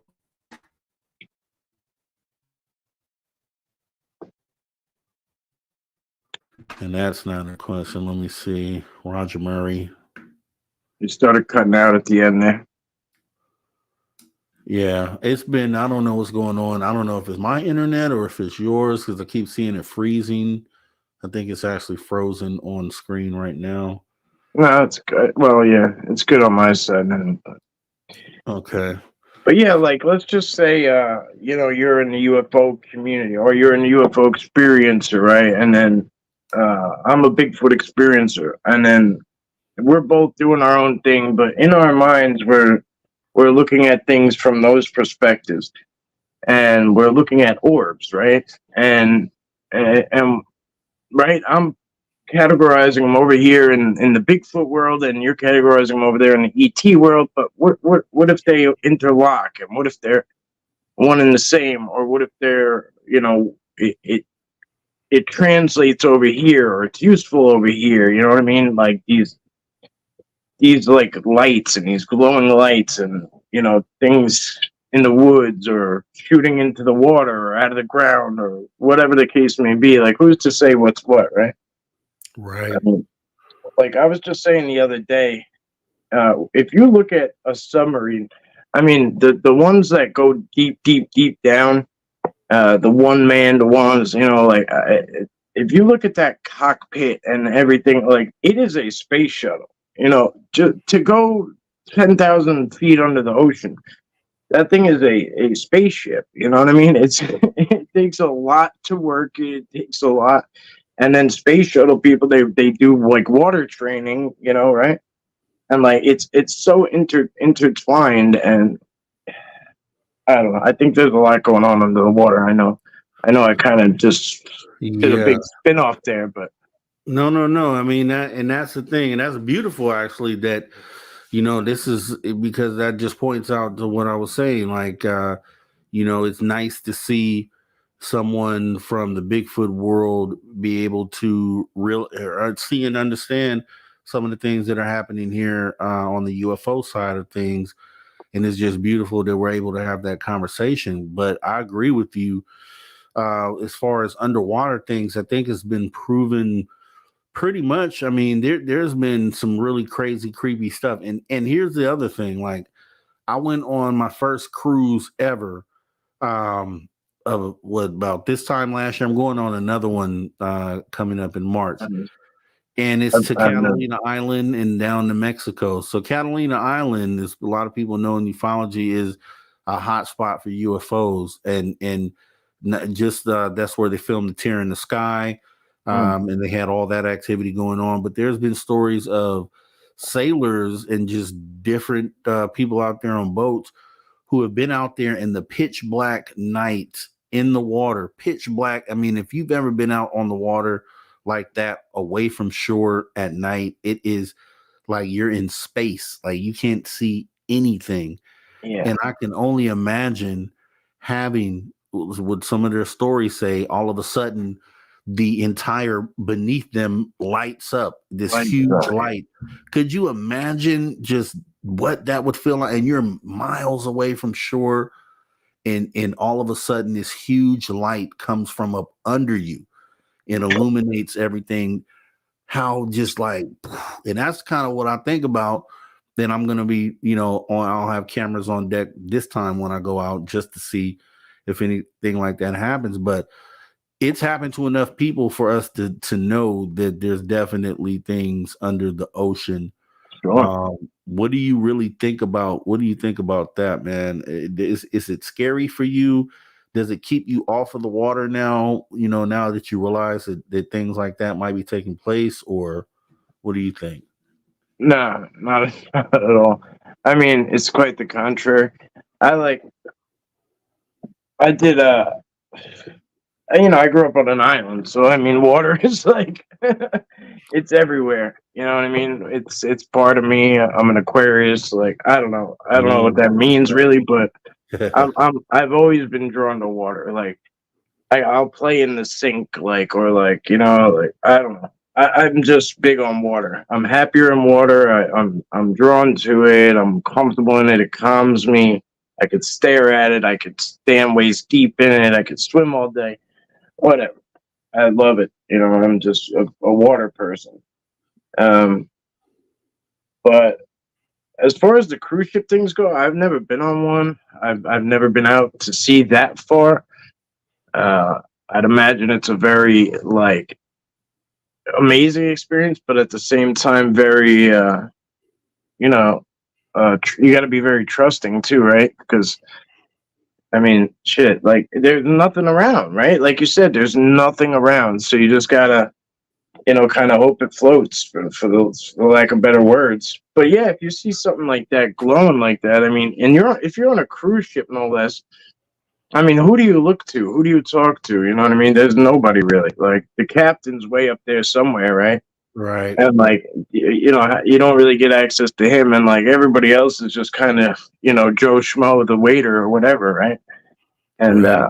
I'd imagine. So I don't know. I guess it's kind of like whoever sees it sees it. But What there was some guys in Mexico that seen a big glowing light one day. I think they were on kayaks, maybe.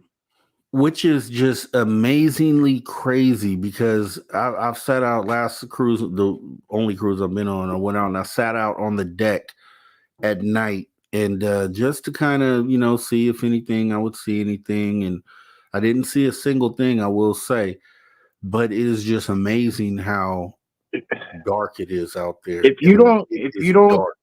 if you don't somehow get a psionics by next cruise, I'll ship you mine. I'll lend you mine. That's what I was gonna say, man. I have to get hold of a psionics before this next cruise because Yeah, it could have been things right above hovering like, silently and never would have known it because it's outside of the frame of light that you have while you're yep, on the ship. And I'm just like, I know it's a hot spot. And the sighting that I had is what 100 miles from there. You know what I mean? So, and then I have to look more closely at the presidential. I guess Biden was out here and he was on Air Force One. I guess they were leaving LAX, and there was a UFO or UAP caught in the same frame as the plane.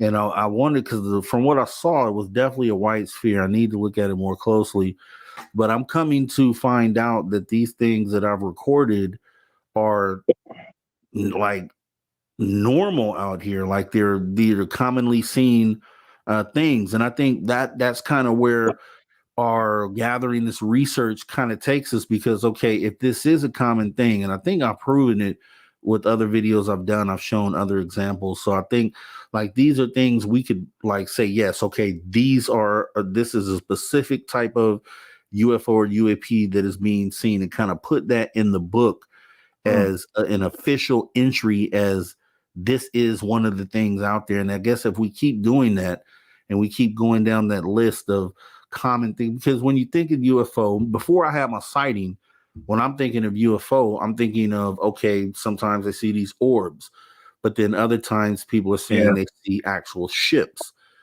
Now, what I saw wasn't technically a ship, but they were individual, like they seemed to be like probes. They were physical things, but they weren't in the classic saucer or spaceship type of thing. So when yeah, we just have a general conversation about UFOs, if I say UFO, if you don't have a reference to what I'm talking about, you might think this disc or some other type of thing. But I think yeah, if we can yeah, catalog these as that this is a for sure thing, this is a for sure thing, then we at least have something, once again, some sort of historic data that we can go back upon to kind of validate things that we're seeing down the line.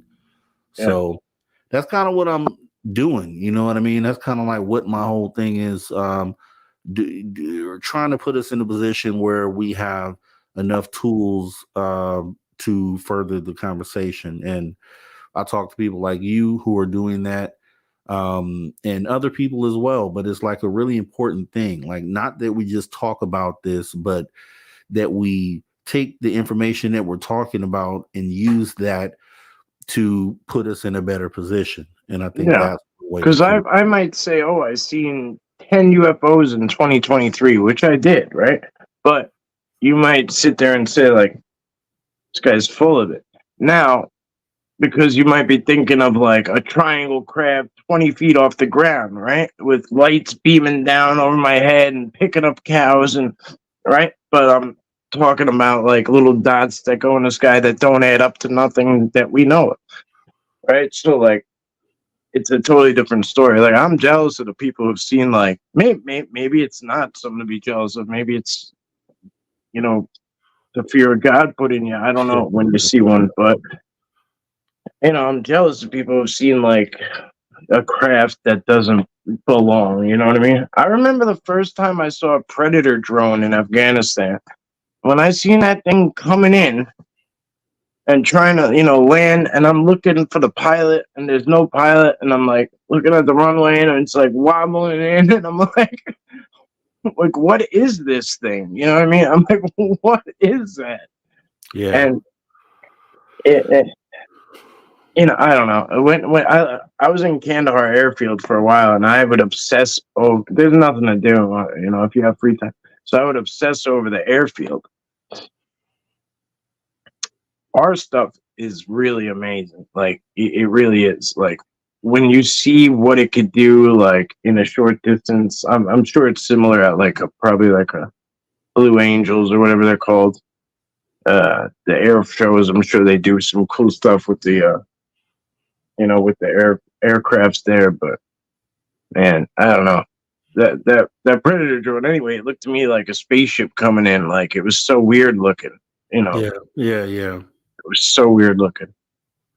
But Yeah. I didn't know what that was at the time. I had no idea. It was, and that's where I'm at with it, because I think another part of that, I'm glad you brought that up, is if we've cataloged these certain things that we're seeing, and obviously we think they're UFOs, but they may later be shown to be government projects that had not been released yet, and that's a good thing too, because then that allows us to cross some things off of our list. Okay, this turned out to be that, because the things that I saw. Okay, someone said to me that it could be government top secret craft. Okay, that might be. Maybe they figured out a way to make cloak things or make things disappear into thin air. That might be a technology that we've worked on and that we're, so for now, it stays in a box of this is totally undoable by anyone here on the planet. Now, 10 years from now, they may release technology that shows that what I saw was actually this thing that they hadn't released yet. And then at that point, I'm open to saying, okay, that's what that was. Let's go ahead and close that case. But we still have this other list of things. And I think that's what we need to do. That goes, when I say that, the way that we would have to be able to do that is by everyone coming together. As I talked about earlier, how even within the Sasquatch community, you have individuals collecting data on their own and not sharing amongst each other. And I think that that's kind of what has to be done here with UFOs and with everything on the ufology. We just all need to share the data. We need to catalog the data that we take in. We need to put together a list or a reference of what it is that we're seeing. And then as time goes, we'll be able to cross things off the list or give a check and validate that, yeah, that actually was something that we still haven't been able to explain, and then kind of focus in on those things. So, do you know Mike Kirkpatrick? Mike Kirkpatrick. I gotta introduce you to him. If you know, he's always thinking like that and always working on something when it comes to like ufology and UFOs and like a database, and like very, very proactive about it too. I mean, very proactive. I think you'll be really impressed with him. I'll connect. Yeah, let's do that, because that's me. That's the way I am, and because once I get to thinking about these things and trying to formulate something, then it's hard to stop doing it. So that's kind of like one of the things that I have to work on, because it's for the good, but then at the same time, it physically can exhaust you. You know what I mean? Very much so. If you're not able to kind of step back and kind of breathe. You're trying to do something by yourself, and again, when it's against the grain, you know what I mean? Because, you know what I mean? You're doing things for almost like for a bunch of people that don't want to do it. So it's like, it's kind of like swimming up, against the tide always. So yeah, you definitely got to get some help to help you paddle. You know what I mean? Right. And that's kind of what we're doing here. But I did have, I know we have about 10 minutes here left. I had someone came in with the question. It's like Castle Dude was asking, do Bigfoots have the ability to control a car or other things, as far as you know? I know so many occasions of them manipulating technology, in a very like paranormal sense, I guess, and then above and beyond that, like, from draining batteries to manipulating photos or things to that effect. But as far as a car, I'm not sure. It's good to see you, by the way, Neil. But yeah, I don't know. I'm not sure about a car. Um, I wouldn't put it past. Yeah. Once again, it's just one of those things that we'll be trying to figure out. So yeah, with that being said, what do you want? Is there anything that you want everyone to know? Anything you're working on? Anything they should be looking out for? No, I don't really know what I'm doing half the time, until I do it. So I just got an e-bike. I've been putting that out and getting into these like further areas, or starting to, these further areas that were hard for me to get to, or covering more ground, and so that's been something I wanted to put in the future, and now it's here. So I'm actively starting to do that, and hopefully just next month I'll be hitting Adirondacks. In this month, I'll be hitting Adirondacks at some point. Hopefully, bringing the dirt bike up there, heading into some deep spots with some other teams that are up there. Yeah, just I work with so many different. Just in New York alone, I work with like 5 or 6 different like teams, and so there's always something going on. I'm going to work on getting. I was at Lake Champlain. I did a whole thing on Champ last summer, and I still haven't put that footage out. So I'm going to try to get that put together, and then whatever. There's a bunch of things in the works, but it's the way it always is. BSCGB asks, they can teleport items, can't they, Mike? Items, yeah. Oh yeah. Quick story. Really, one of the best ones I got. Right. I've seen things appear and, disappear, whatever. I've heard so many stories of things just dropping out of thin air. I've seen it happen, right? But I've never seen it happen. I've just been like, wow, how the hell did that get there? Or I see something roll up to me, or whatever the case may be. So I have these Xbox headphones, right? And they're expensive, right? And without this little thing called a dongle, it's like a USB that goes into the Xbox. Without that, these don't work. And you can't replace this. Long story short, I got back. I was at a hotel up in the mountains. I know I left it there. I figured it out. I'm like, damn, I left it. I left it right under the TV. Like, I could see it visually. I'm like, damn. So I go, I'm still tearing through all my stuff 3-4 times just to make sure, but I know I left it there. I'm like, all right, let me go see if I can get one on Amazon. No. Go to Best Buy. No. GameStop. No. Find out you got to get a new one. So I literally am standing there saying to myself, all right, well, I've done everything I can humanly possibly do.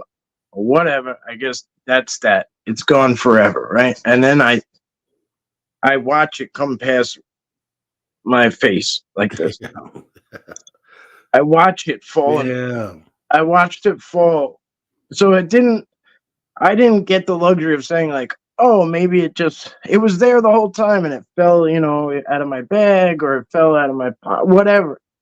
I watched it fall from up here. That's creepy stuff. I've never had that experience, but I have definitely looked in a place where I know I looked 15 times, and then the item is right there. And I know that it had to have just material. There's no other explanation for it. I've thoroughly looked. Yeah. And then it's right there. So that's probably what's happening. Yeah, me too. But this, but again, like, it was always that, well, it could have, you still had that small window where, even though it materialized, like, there's still that small window where you're like, I don't know, Yeah. That left me with no, no room for making up excuses. What I do now is what I'll do, because I'm so aware of that being the case, that I'll look for something that I know should be somewhere. And then when I don't see it, then I'll consciously say in my mind at that moment, it was not there. It's not there right now for sure. And Yeah. then I'll go and I'll look around at other obvious places. Hmm. And then when I come back to where I started and it's sitting right there, then Yeah. that lets me know almost with certainty that it wasn't there a moment ago. And then now it is there. The way I tried to Real thing. find, I used to get annoyed, right? And I know exactly what you're saying, Rob, because I do it too, just to make sure, because you have, that way you're not like lackadaisy making a mistake, right? Like you're Yes. consciously saying, like you're like tagging it almost, right? Like put a pin in it, right? Yes. And like, so I used to be like, oh, it's a trickster, and like, oh, it's so annoying. I'd get so pissed, kind of like, if it was my keys or whatever, it was something I had to go, and then I started to put this like different spin on it because it doesn't stop. So I'm like, well, maybe it's somebody or something keeping me here because if I go out right this second or at that moment, I could have, something tragic could have happened. So I tried to put this like positive spin on it, if you will. So, but it gets frustrating, huh? Yeah, but it's pretty much a real thing. It's whatever it is, it's Yeah. pretty much a real thing. And that thing that you're looking for disappears, it literally disappears and then rematerializes at a later time. I'm almost 100% certain of that. So with that being said, Mike, where can everybody find you? Where can they come and see what you're up to? Uh, well, most of the public stuff I do like on my own, like my little outings that I do a lot of live streams and videos over at Long Island Bigfoot on YouTube. Uh, yeah, most of the other stuff I do is just scattered around different places, but that's where I do most of my interactive stuff and post all my footage and all that stuff. So Okay. Well, I do appreciate you, Mike, sharing the time with us tonight. We'll oh, have to thank you. check back in later on this year and go ahead and see what it is that you're up to. And man, I would love for whenever you're ready, no pressure, to show up on Long Island Bigfoot channel one day. Oh yeah. Whenever you're ready, bro. You Hey, know me, I don't do like a podcast, like, but yeah, if yeah, you want yeah. to do one, let's just set it up. Let's just set it up. Okay, we're gonna do that. Well, once again, I know it's late out there in the East Coast, so I appreciate you staying up with this Mike, Long Island Anytime, bro. Bigfoot. You guys go check out his YouTube channel. It is awesome. This guy is an awesome guy. Much love to you, man. I'll be talking to you soon. All right, thank you. Thank you, All everybody. right.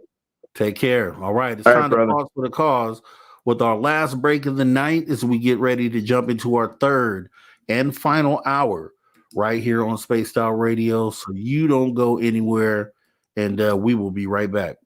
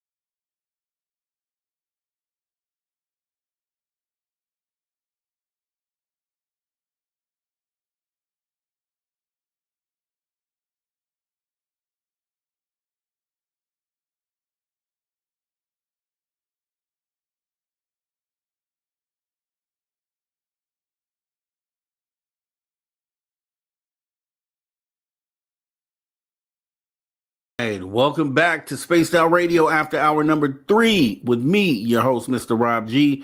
And for the final hour, we're going to go ahead and talk to our resident guy, Mr. Brian Bowden, Sir Brian Bowden. We're going to talk about some general things here, but I do want to talk to all the space travelers out there. You are already a space traveler. Why not take the extra step and join the club? That's right. You can join the S.O.R. Space Travelers Club for as little as $5 per month by joining our Patreon. So definitely love to see you there, and hopefully you come out to the Reno trip as well.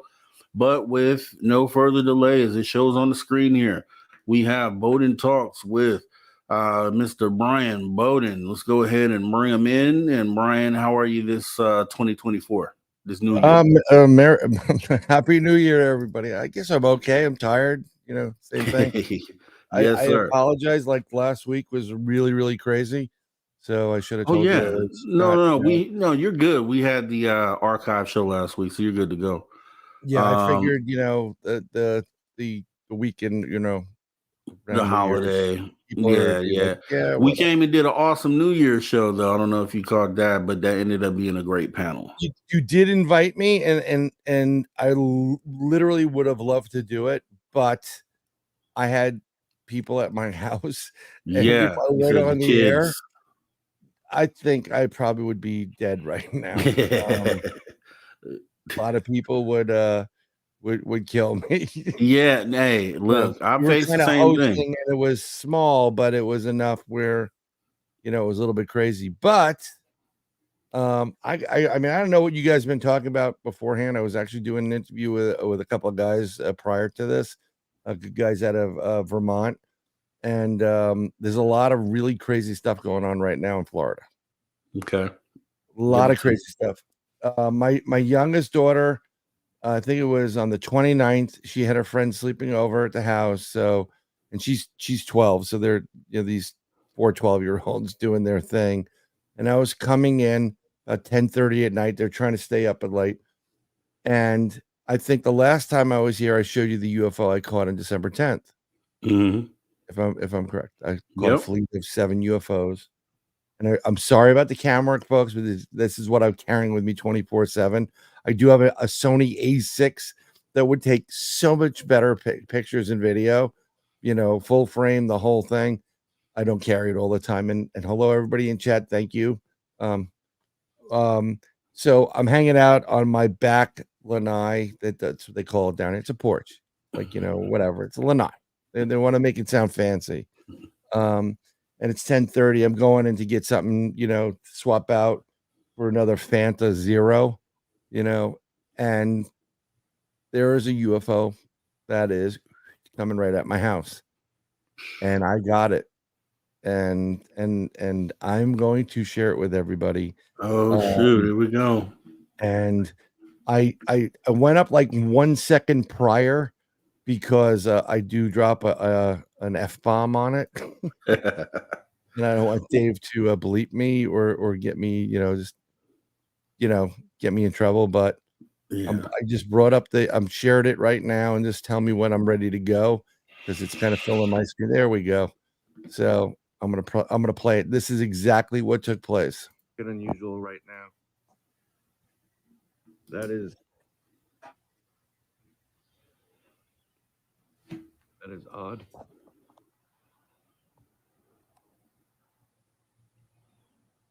No other air traffic. None. Another one.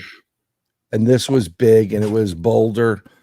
And the reason why it's moving is I'm trying to track it. And I'm calling my daughter right now, who saw one before. And then they're gonna come out. No, UFO. Yeah. Jeez. Yep. Close the door behind you, whoever's out. And this was pretty bright and pretty large. That's a UFO. This was larger than the lights I saw previously on the 10th. It's a UFO, yes. And I just started filming as quickly as I get my phone out. And it's traffic. Don't mind the crazy lady there yelling at the kids. Yes, it is. And not a sound. And I'm walking to kind of keep it in frame. I don't want to pull too far back. I'm trying to get as close as possible. I'll be picking up a Samsung because they film better on a different account, and at least I'll have better video for the nighttime stuff that's clear. And it started to go, and then from west to south, and then it disappears. He's gone. And That is wild. Yeah. Well, the best part is Oh my God. that and I will stop sharing that one right there. And the best part is that there's more than one witness. Yeah. Okay. And it's pretty clear. I wish my other half still had her Samsung, because Samsung does a better job of those night photos. Yeah. They just take clearer pictures. What you're seeing with your eye, you're getting on camera. And I don't understand why the idiots at Apple. I mean, don't get me wrong. I do appreciate. I have LiDAR on this, and this comes in really good, handy. If I'm on an investigation in the woods, I'm doing some Bigfoot investigation, and I don't have any type of like plaster to make molds, I can do a LiDAR scan, a 3D scan with this thing, and I can print that out through a 3D printer exactly as it was. Wow. And I'm seeing it. So this is the second time. This was December 10th. There was 7 of them. There was this one, and this was bigger because I'm gonna see if I can get you an image of this or something, just so you can see like the shape of this thing. It changed shape every once in a while. And let me see if I can open this up, and we'll share it again. What are we using? Oh, there we go. And I'm gonna see if I could switch it over to present on that, just to give you just a screenshot of what I did screenshots of this thing. This thing is pretty intense. Wow. And it changed, and it started changing. That's more of like an emerald cut. It went to more of a diamond and a star. I mean, it was very interesting. There seems to be a center mass, energy in the center. There definitely seems to be something around it, some kind of frame around it, and there seems to be a field around it. It was weird because you get the orange orb in the center, and when you see it the naked eye, then you see these like really sharp angles of red, and it's not necessarily fire, but it was red. It was probably, yeah, S23 is the shiznits. To whoever put that in there, Mike. It was, I mean, it's just, it was just a better a sighting. I mean, and the fact that it flew over the house, it was fairly low compared to air traffic that had flown over my home. Right. I mean, this thing probably a couple hundred feet up, 300 feet, maybe 500 or something like that. It was a great sighting. And let me tell you something, when you do investigations and people go out and they ghost hunt, or they look for Bigfoot or Loch Ness, or they try to find Dave Scott someplace, sometimes 9 out of 10 times you're not going to get anything. It's not like they do on the TV show. But that one time you get something, it's worth sometimes worth all the time you've been out in the woods, sitting there and doing, what you've been doing. So this is what takes place in my neck of the woods. Now, I don't know if you heard what happened on January 1st at the Miami heard. Bayside Mall. Yeah. Talk to me about, what do you know about this? I didn't really find too much on it. I could tell you at the Bayside Mall, it wasn't Screech or Zach or any of the guys or Mr. Belding at the Bayside Mall. I'm getting like, bang, what's going on in that mall? Whatever. So I started investigating it. So what happened was there was reports of kids with sticks and fireworks causing problems and fighting. And then there police reports. like 911 apparently calls. And then there were multiple 911 calls from people in the mall that are telling them that there are 8 to 10 feet tall aliens and they're chasing us. Yeah. Now, here's the thing. I want to get the 911 tapes. I'm working on that, a Freedom of Information Act request. Okay. I want to hear them. Okay, because this thing, everybody's saying, oh, this is because they dropped the Epstein list. It's smoke and mirrors. Now, something happened here. Okay, I know from personal interaction with individuals and calls with individuals and conversations that in just about every police department in this country, there is an X-Files division. Okay. There are people that work there that handle some really strange stuff. And they deal with it. Okay. This mall had at least 100 police cars roll up on it. And if it's Miami, they probably have 2 officers to a car. Right? It's 200 officers. They shut off the power to over 61,000 homes in the area, including the place. Right? The airspace was cleared. Only black helicopters were reported in the sky, and nothing was going in and out of Miami International Airport. Wow. The main story is, oh, these kids were arrested and they were fighting and arguing. That's it. Kids did this. They had a bigger response to this than they did at January 6th. Yeah. Okay. There was a bigger response here than an active shooter. Even the former president is saying what happened in Miami because no one can find out. Okay. And the police ministry came out recently and said, well, we want to show a certain response when these episodes happen, show of force. Like in New York City, when I was born and raised, when they used to roll out in Manhattan, I think it's called Iron Hammer. And they would have 40 police cars roll up. And the horses and the dogs and people like, what's going on here? And you've seen it in anything. So they, Okay. oh, you're Right. working up there. But I'm just looking at what someone said about something with fireworks. This is more than fireworks. There are people that reported actual 8 to 10 foot tall aliens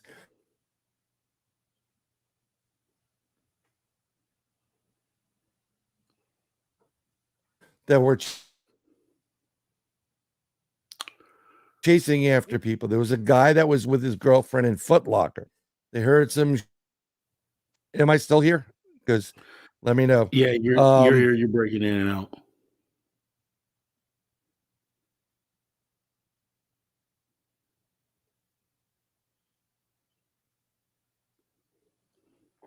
Unstable internet. That's what I have. But am I better now? Yeah, you're better now. Yeah. Sorry about that. So, thank you very much for the Beard Podcast. Thank you.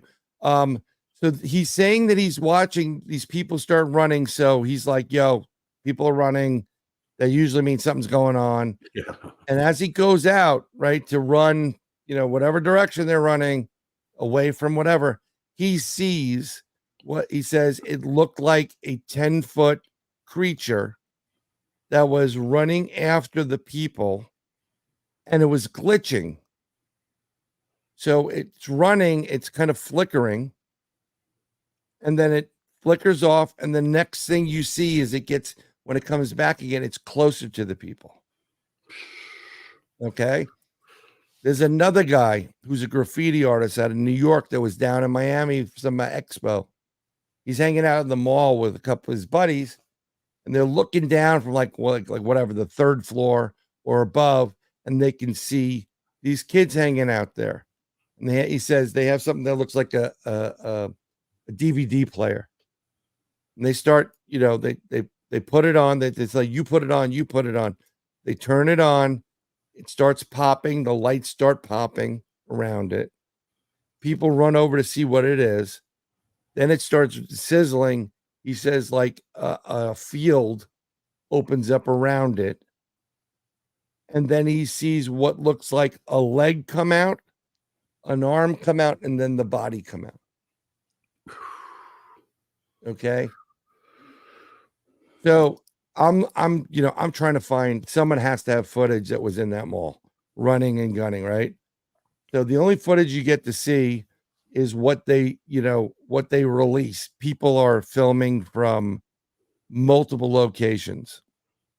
And there's a couple of videos where you see people filming from above, like in an apartment building. Okay. What I do with any evidence, I start scanning it. And I'm one of the first people to put this out.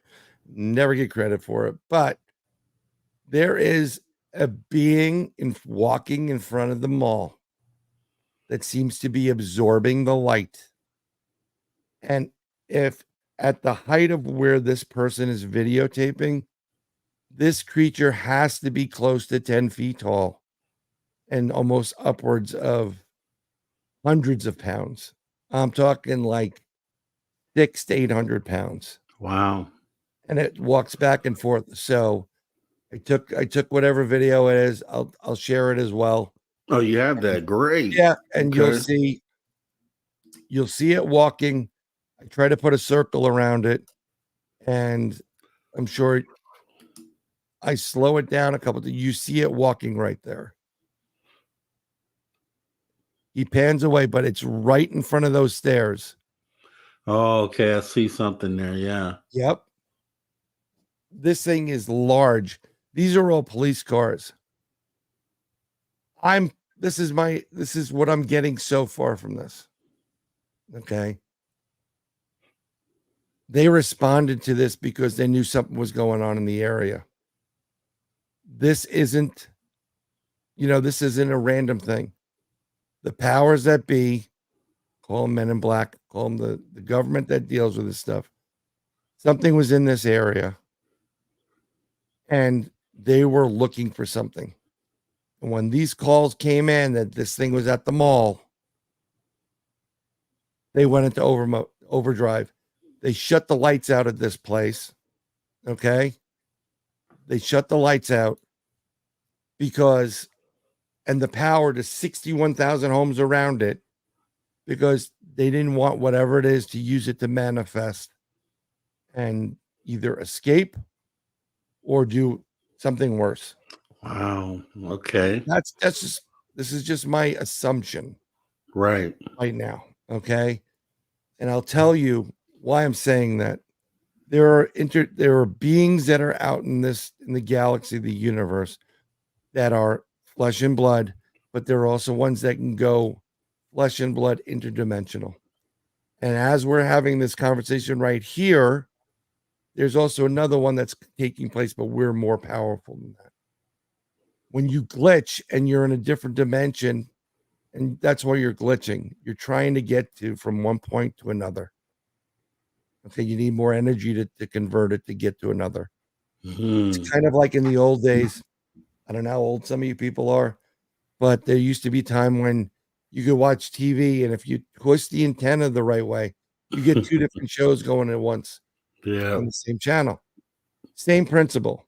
And then once you fine tune that, then you come in into the area. I think they shut the lights off to use FLIR or infrared to track whatever this is. They shut the airspace down at Miami International because they were doing stuff up above.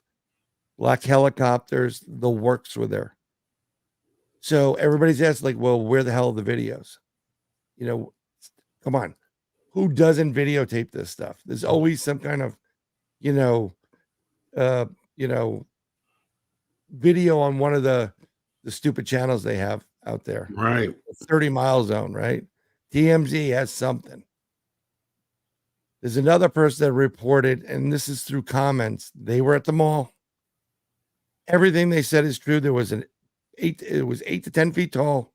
It was glitching, seemed to be chasing people, but it didn't seem like it was aggressive or gave a crap about the aliens, the people outside, like the cops.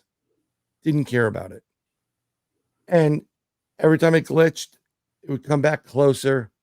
People started freaking out. People were shooting at these shadows because it's glitching, mind you. And they said, before we were allowed to exit the mall, the police would not let you leave unless they saw your phone. Wow. Delete, delete, delete, delete, delete. Yeah, it's going to be interesting to see. It's going to be because obviously the way that they're positioning it in news reports right now is, oh, it was nothing to see here. It was just some kids doing X, Y, Z. So that's the story they're spinning currently. I haven't personally looked into it enough to know. I've saw the video that you showed right here. Yeah. But then obviously if the police, you would think with the police there, all those squad cars, there should be dash cams rolling on half of them at least. Well, there's some videos where you can kind of hear the radio and they talk about the creature. They mention it. Okay. And there's a guy in chat, and I don't know who you are, Pat. And yeah, there are a lot of people that they want to believe so much that they'll make stuff up. But facts are facts. And from a long time of investigations and a long time dealing and interacting with people that are multiple experiencers, multiple abductees, and some other stuff that is just out of this world crazy. These people aren't making it up. No one stopped. There is no reason for the police to prevent people from leaving the mall without deleting files from their phone. Yeah. Okay. If you want to call that made up, they're doing that because they don't want this information out there. Okay. I'm a regional director also for, I think it's Region 5, North American Dogman Project. Okay. We've been having a chat about this the whole time. And there are some individuals that there was an image that came out of something. I'll share it here, but we'll talk about what we were talking about. So, in this image, I mean, it's very grainy. So please, I didn't take it. I'm trying to find out more information about it. And this one here. So, if you are aware that there's some kind of craft in the area, something interdimensional, and you work in a black project, and you get reports, something crazy going on at the mall, and people are reporting that, you're monitoring all the chatter, you shut the power down because you can do that. You're like a FEMA. Okay. You do it for multiple reasons. One, pull the power out. Like I said before, if these things need energy to manifest or to do things, you're cutting off that source. You're limiting it. That's one. Two, if they're invisible or they're not seen or they're in shadow, FLIR, infrared type of cameras, they work great. It doesn't matter what kind of ghillie suit you wear in the woods or at night, you're going to give off a heat signature. And something 10 feet tall, 8 to 10 feet tall, you're going to give off a huge heat signature. I was friends with Daryl Dawkins, Chocolate Thunder, Philadelphia. He was almost 7 feet tall. I think he was about 7'1" or something like that. Incredibly big human being. Mm-hmm. He was ginormous. This is anywhere from 1 to 3 feet taller than that. Wow. This is big. And it's very strange. And what people literally describe, some people were describing as it looked like the demigorg from the Stranger Things. Okay. And that's based actually on an event that supposedly took place out there on Long Island, where they call it Camp Hero now. Okay. That a beast came through a portal. Yeah. So, and then, if you cut the power off and you're hunting this thing down and then you don't want it to get out, you delete it. There's no Men in Black stuff where Will Smith, look at this, bing, and you're done. No. Right. And prior to that, there was somebody in our group, and their brother lives in Jupiter, Florida, with his wife. And he reported to this person that not that long ago, a couple of weeks ago, there were reports of giants walking on the beach of Jupiter, Florida. There's a lot of crap going on down here. I know enough about lights and drones and crazy stuff. I mean, even the commercial drones, the government, there's some good stuff. And some of the government drones look like UFOs, guaranteed. They look like stealth fighter, whatever. Okay. These objects I caught, legit. They're unidentified because I can't identify them. There's no other launches. There's no other, everybody's like, well, SpaceX. I'm like, no, that was 2 days prior. It was more than 2 days prior. So I get it. Yeah, I think there's a lot of people here want to believe, right? That's why you listen to Spaced Out Radio and you go into the great chat, you chat with everybody, you listen to, Mr. Rob G over here and everybody else that's on there. Because if you didn't want to believe, you wouldn't be wasting your time with this. Yeah. I mean, this case needs a lot more investigation, but because of all the stuff that took place around it, I don't think we'll ever get a legitimate answer. But somebody has to have something. I mean, there's a ton of stuff going on. Not that long prior to that in Miami, there was a huge craft scene. This big orange, kind of like, the image I showed of a still shot of that video I took, but bigger. And people have it on video. I mean, you can look it up. Yeah, I think this is one of those things that we definitely should catalog for sure, because there isn't enough that for you to throw it away. There isn't enough there to throw it away.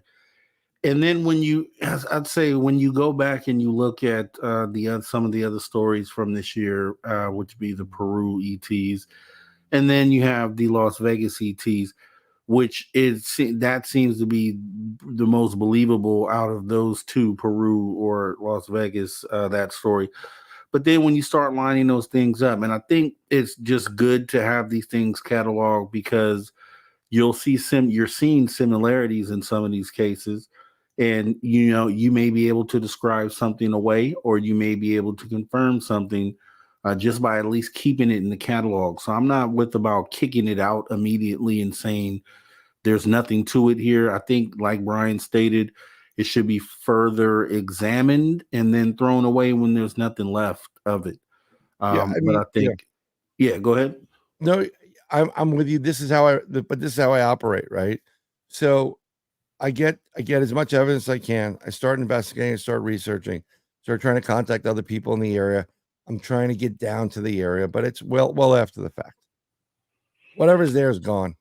Yeah, for the most part. Okay, but the whole state has been the huge uptick on UFO related stuff. I mean, this is like the 80s, when we used to have Gulf Breeze and all these other sightings and whatever down in Florida. We didn't. I mean, there's a ton of sightings, and they just keep ramping up. Look, I want to believe too, but you got to start I got to get some more proof on this. So what I do is, like everything else in this field, I have prints of a Bigfoot. I have a 19.5-inch print of a 19.75-inch print of the left foot of a creature. Right? I have it. I have a physical, but until you have the physical creature, it's meaningless. Right. Everything is speculation and everything is hypothesis. But I'm just, this is why I'm trying to show my video. I took this. I'm not selling you anything. I'm not asking you to buy a book or a t-shirt or do anything. And I'm asking you, what I want you to do is I want you to do your own research. Right. That's how I operate. Do your own research. Yeah, you should question things. And there are some people that want it so bad that they'll make stuff up. I mean, if I wanted to, I can go into any type of UFO group and sit there and make up a story with all the information I know, with all the experience I know, and they'll never know I was full of it. Right. But I choose not to, because it's hard enough being someone who believes in the subject matter. To ridicule somebody that way is just ridiculous. Serves no purpose. Yeah. I mean, I'm with you on that. And my whole thing is that,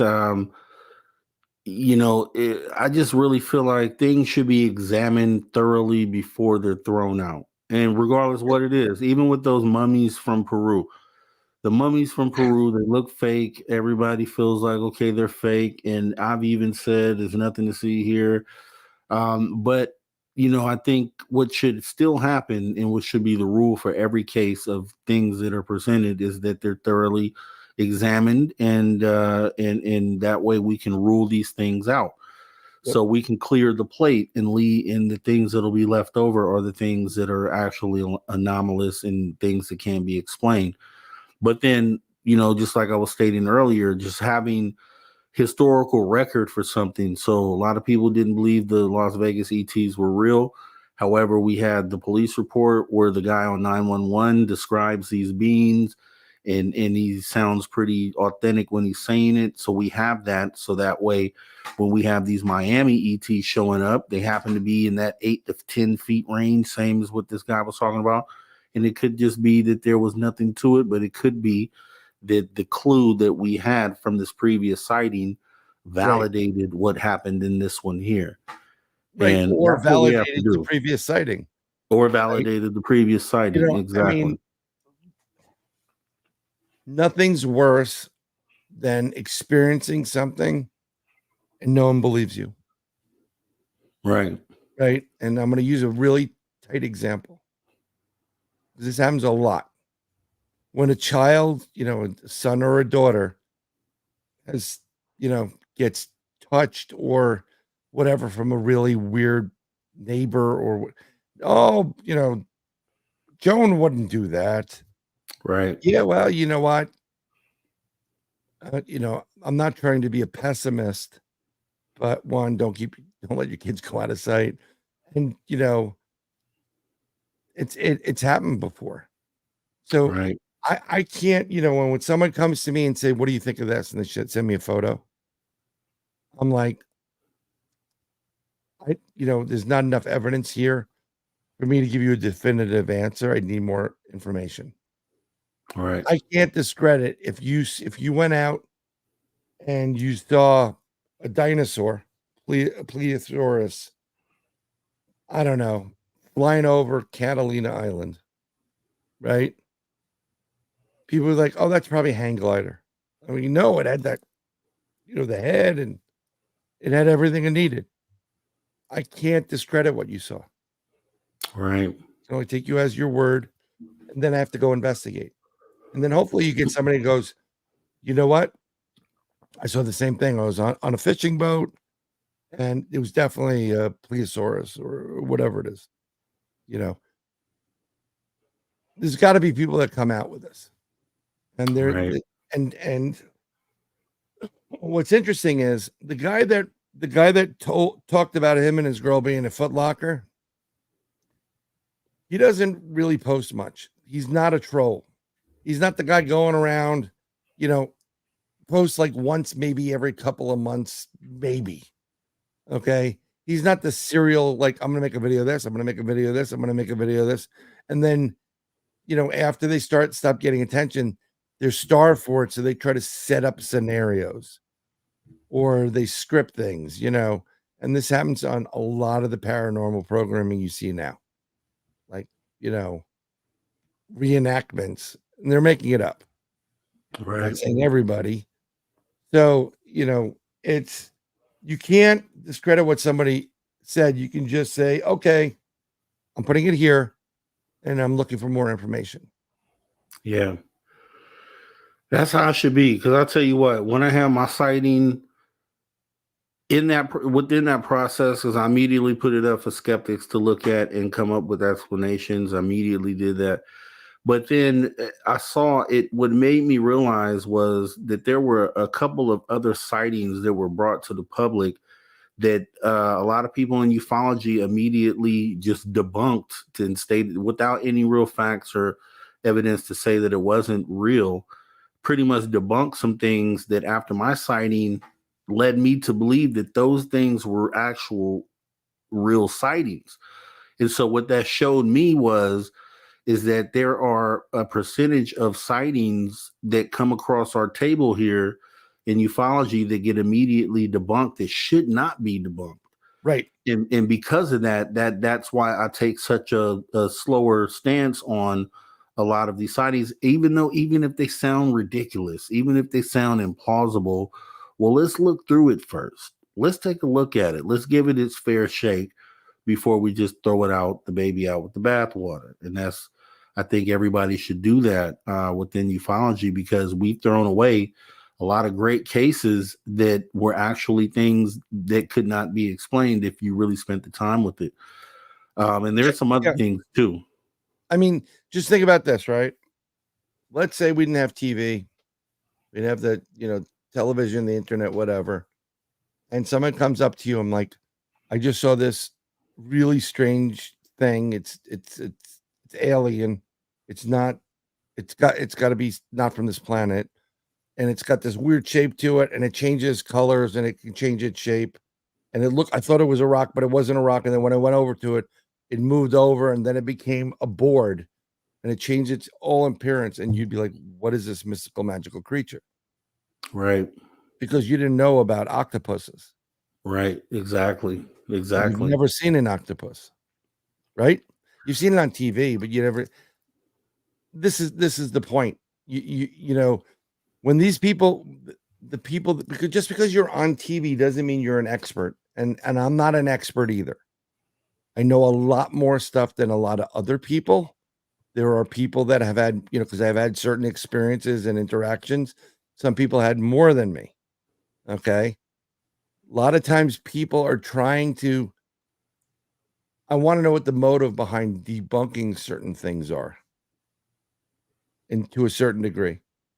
Like, what's your motive? Are you doing it just to, pardon the expression, pissing someone's Cheerios? Because you're doing it because you want the attention. There's a lot of attention whores in this whole field. Well, not only that, it's also the least path of resistance for some people just to get it off of their plate. To say, okay, let's not even spend it. I feel like there isn't a lot to this, so let's go ahead and just kind of push this aside. We don't need to look at this. This isn't important. And like I said, there's definitely, some situations where, and I think I'm looking at some of Jan's messages here, and I understand where you're coming from, Jan. I do, and I understand the outlook on it. What I would say is that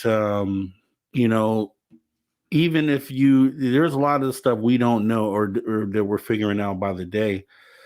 So you can't throw it all out. We're figuring out the things that we thought were impossible are possible in a lot of ways. And it's like, if that's the case, things can't be just immediately thrown out. And I think that's all you should really do. Give it a fair shake, because I've asked people skeptics who have debunked something, what led them to that state of mind? What led them to this is something that's been debunked? And a lot of times they can't really say. It's just a feeling. And I do agree with what you said, Jan. I do believe that a lot of this can be solved by common sense. I say it all the time. I say, I don't think it has to be left up to a scientific mind, that some of this, a good deal of this stuff could be figured out with common sense. So I'm with you there. Yeah. But I think the main thing is that whether we're proving it is real or throwing it away is not real, that it shouldn't be done just off of impulse and off that immediate reaction. It should be, let's spend some time with it and then come to our conclusion. And then you get into, there's other people in relationship to this whole Miami thing. And, when they said, when someone came to me and said, what about the aliens in Miami? I'm like, the illegal aliens? I mean, what's going, I wasn't focused on that. I was still with, kids are off for the long while and they're talking about this mall and, whatever. You don't know. Some people are now calling them Nephilim, the Nephilim. Right. Sons, the product of angels and the daughters of man from the Bible. Okay, because it said in the end days coming, it'll be like the days of Noah. And what happened in the days of Noah? The giants, the Nephilim. Right. And that's why the flood, and I'm not going to get into the whole epic of whatever. Okay, if you on that route. But when you get, there are people that are so on the really religious right that everything's demon, everything's a Nephilim, you're playing witchcraft and whatever, and you can't have an open dialogue with anybody. You got to understand what their intentions are. I forgot his name and I could see him in my head, and he's the guy from MI6, the British guy. How do you know he's not still working for the government when he's trying to find out about the UFOs? But, oh no, that's not real. Great. I debunked the ones that are real, so no one looks at them, and then we'll look at the crap. This is how it works. I'll vote for Bigfoot for vice president right there, Brian. We need somebody. Yeah, look, so I got you here. So, and we talk about some great stuff, which is awesome. What about, I'd like to hear from you, your view on 2023 as far as ufology goes. What would you grade it? What would you give it? I'm not big on the disclosure junk, so I think it was junk. I think if we got to go out of 10, 5. 5. Sorry, I'm just not buying the hearsay and all the other stuff, and I just don't buy it. I can't. What part of it? Well, I don't. Still don't buy the Lou's, swearing up and down that he's telling the truth. I don't believe Grush. Grush is just, yes, he was sent in to investigate certain things, but it's all hearsay. And then if you throw somebody under the bus, it's in such a way that they either have to go along with it or they're going to get really in trouble, right? Okay. And say, well, Rob told me that, about the 6 alien bodies he had in the base by his house, that he guards in the Air Force. I mean, like, what are you talking about? I told you. I said there was a strange truck that pulled up. I didn't say, right. And then once they have this stuff, they can only talk to you behind closed doors. So why are we having public hearings if everything's going to go behind closed doors? Yeah. Yeah. So it's a goose egg, in my opinion. Okay. I do believe that. I believe a little bit more of what Cliff High was talking about. And I believe he stated that extraterrestrials will make their presence known.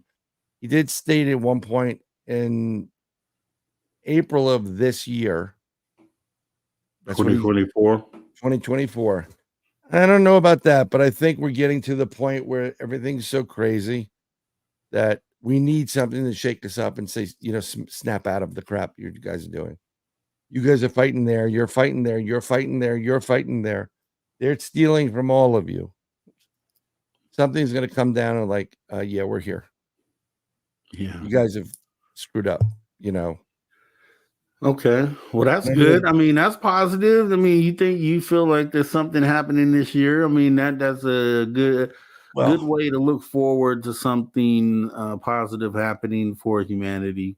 It would be How great. it happens is going to be the question, right? So, because I'll tell you what, you have the government, which will always stand on. I don't think disclosure ever comes from them, but they have a chance this year to go ahead and get ahead of this thing before it gets out of control for them, which it's almost there. And if disclosure comes catastrophically versus through the control method as they would like it, it's going to be hard to to try to come back to the table to have the talk afterwards. So I think they're in a moment where hopefully somebody's in there saying something to someone who has the keys to this whole thing that can just bring it out and say, you know what, let's go ahead and do this for humanity and we'll deal with the rest later. Hopefully that comes. Very unlikely, but I think we do get something. And I would love to be the organizer of an event I talked to you about before with the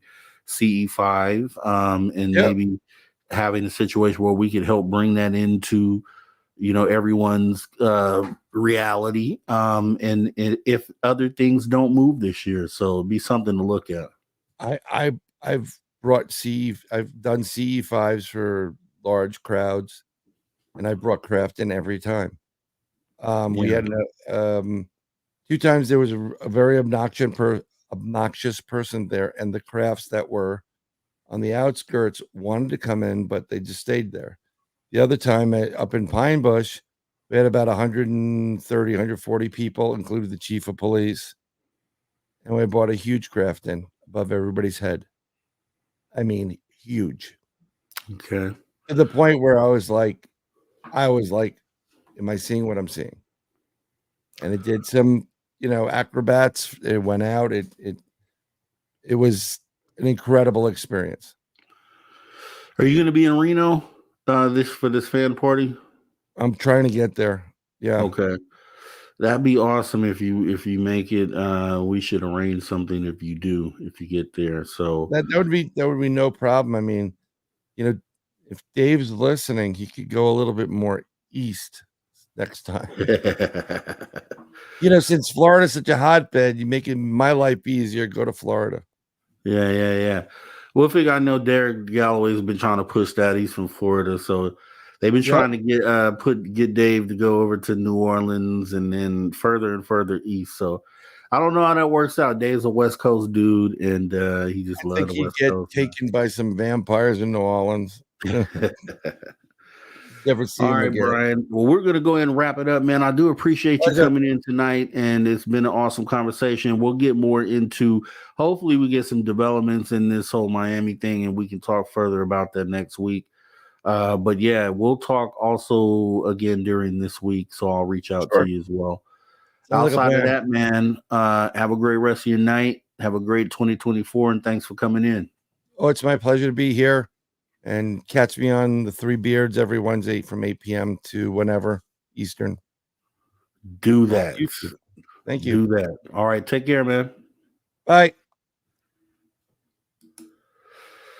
All right, guys. All right. So, yeah, we got a few minutes here. We'll be wrapping this thing up, man. Awesome show tonight. Tomorrow night, we will be having another awesome show. We'll be continuing the conversation on near-death experience, out-of-body experiences. We kind of got into it briefly last time we had this gentleman on the show. So we will be having our very own Eugene Braxton back so we can continue where we left off on this out-of-body experience, near-death experience, because I have a lot of questions for him on that, and we were kind of just getting into it towards the end of the show. So we'll be picking back up on that conversation. Should be an awesome one. And we'll be having our paranormal reporter obviously coming in, our Sunday guy. So Brian's our Saturday guy, and our Sunday guy, Travis Mustos, will be joining us for the paranormal report. So it should be another awesome show. After hours on the weekends, man, 2024, we are going to raise the bar. We're going to continue to pump out some of the best product that you have out there in this UFO space. I'm so excited about what we have coming down the pipelines. You guys all play a huge part in that. And we already know about the swag store. We don't have ugly swag. However, I would like to go ahead and play the commercials we do at the end of every episode. So let's go ahead and take a look. Make sure you go get your swag today, spacedoutradio.com. Let's go ahead and take a look here. Guess what? We do not have ugly swag. We have Spaced Out Radio gear that you're going to want to wear. Why? Because no one wants to wear ugly clothing. So head on over to spacedoutradio.com and go shopping today. You'll be glad you did. And it's a great way to support our show. Once you get your gear, send us a picture of you rocking out in your S.O.R. swag. spacedoutradio.com. Shop there today and make yourself look good. Love your woo. It's time to make a commitment to the 3rd annual S.O.R. fan party. This time, we're heading to Reno, Nevada and the Silver Legacy Casino and Resort, May 10th through 12th, 2024. Tickets are $60 or $100 for VIP.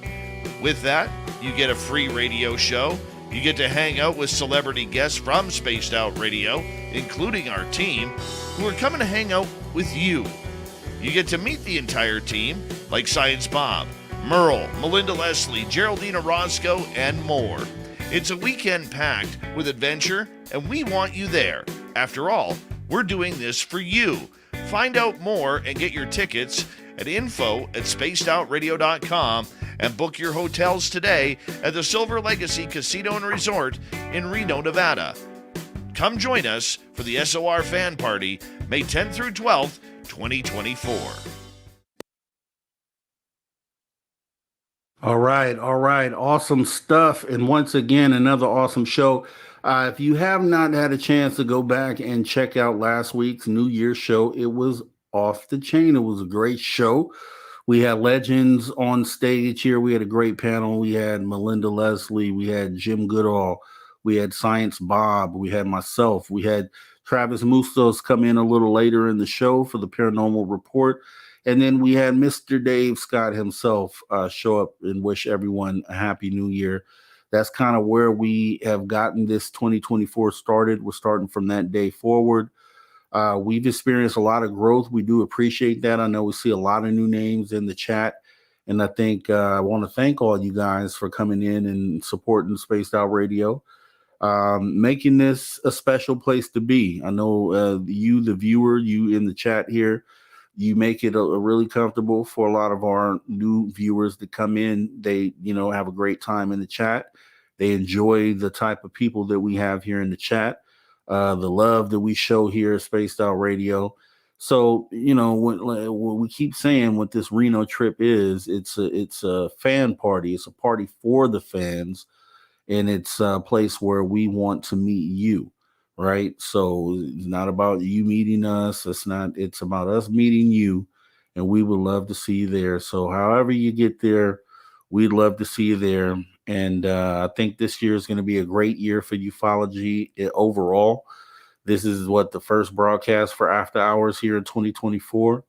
And I just see a lot of great things happening. I don't think they can put the toothpaste back in the tube, but even with that being said, there's still other ways that we can help bring disclosure, and that's kind of getting up off of our couches and participating in things that bring these things to light. So anything in your general area, if you could make it, it'd be a great thing for you to do, a great experience. And, you're helping bring awareness to one of the most important topics that should be, period, right here to humanity in this current time, a point in time where we get to make a decision for how humanity goes forward. We're at that fork in the road. Do we go left and continue business as usual with the same things that we have set up, which we know don't make for a great world, or do we forge a new path to go to the right and take a path that is yet to be seen, but a path that would benefit our descendants, our grandchildren, their great grandchildren, all the way down the line. So with that being said, we're going to go ahead and get ready to wrap this up. I do want to thank Super Chatter. We did have welcome to the show. And we had welcome to the show. And we had CS. And we do appreciate your support out there. All the space travelers, consider taking the next step. Go ahead and join the club. You can join the S.O.R. Space Travelers Club for as little as $5 per month by joining our Patreon. We appreciate your support. To all the viewers all across the globe, thanks for tuning your frequency to Spaced Out Radio, where we do what we do best. And what is that, you ask? We own the night. Have a great rest of your night. See you guys tomorrow, same time, same place. Take care.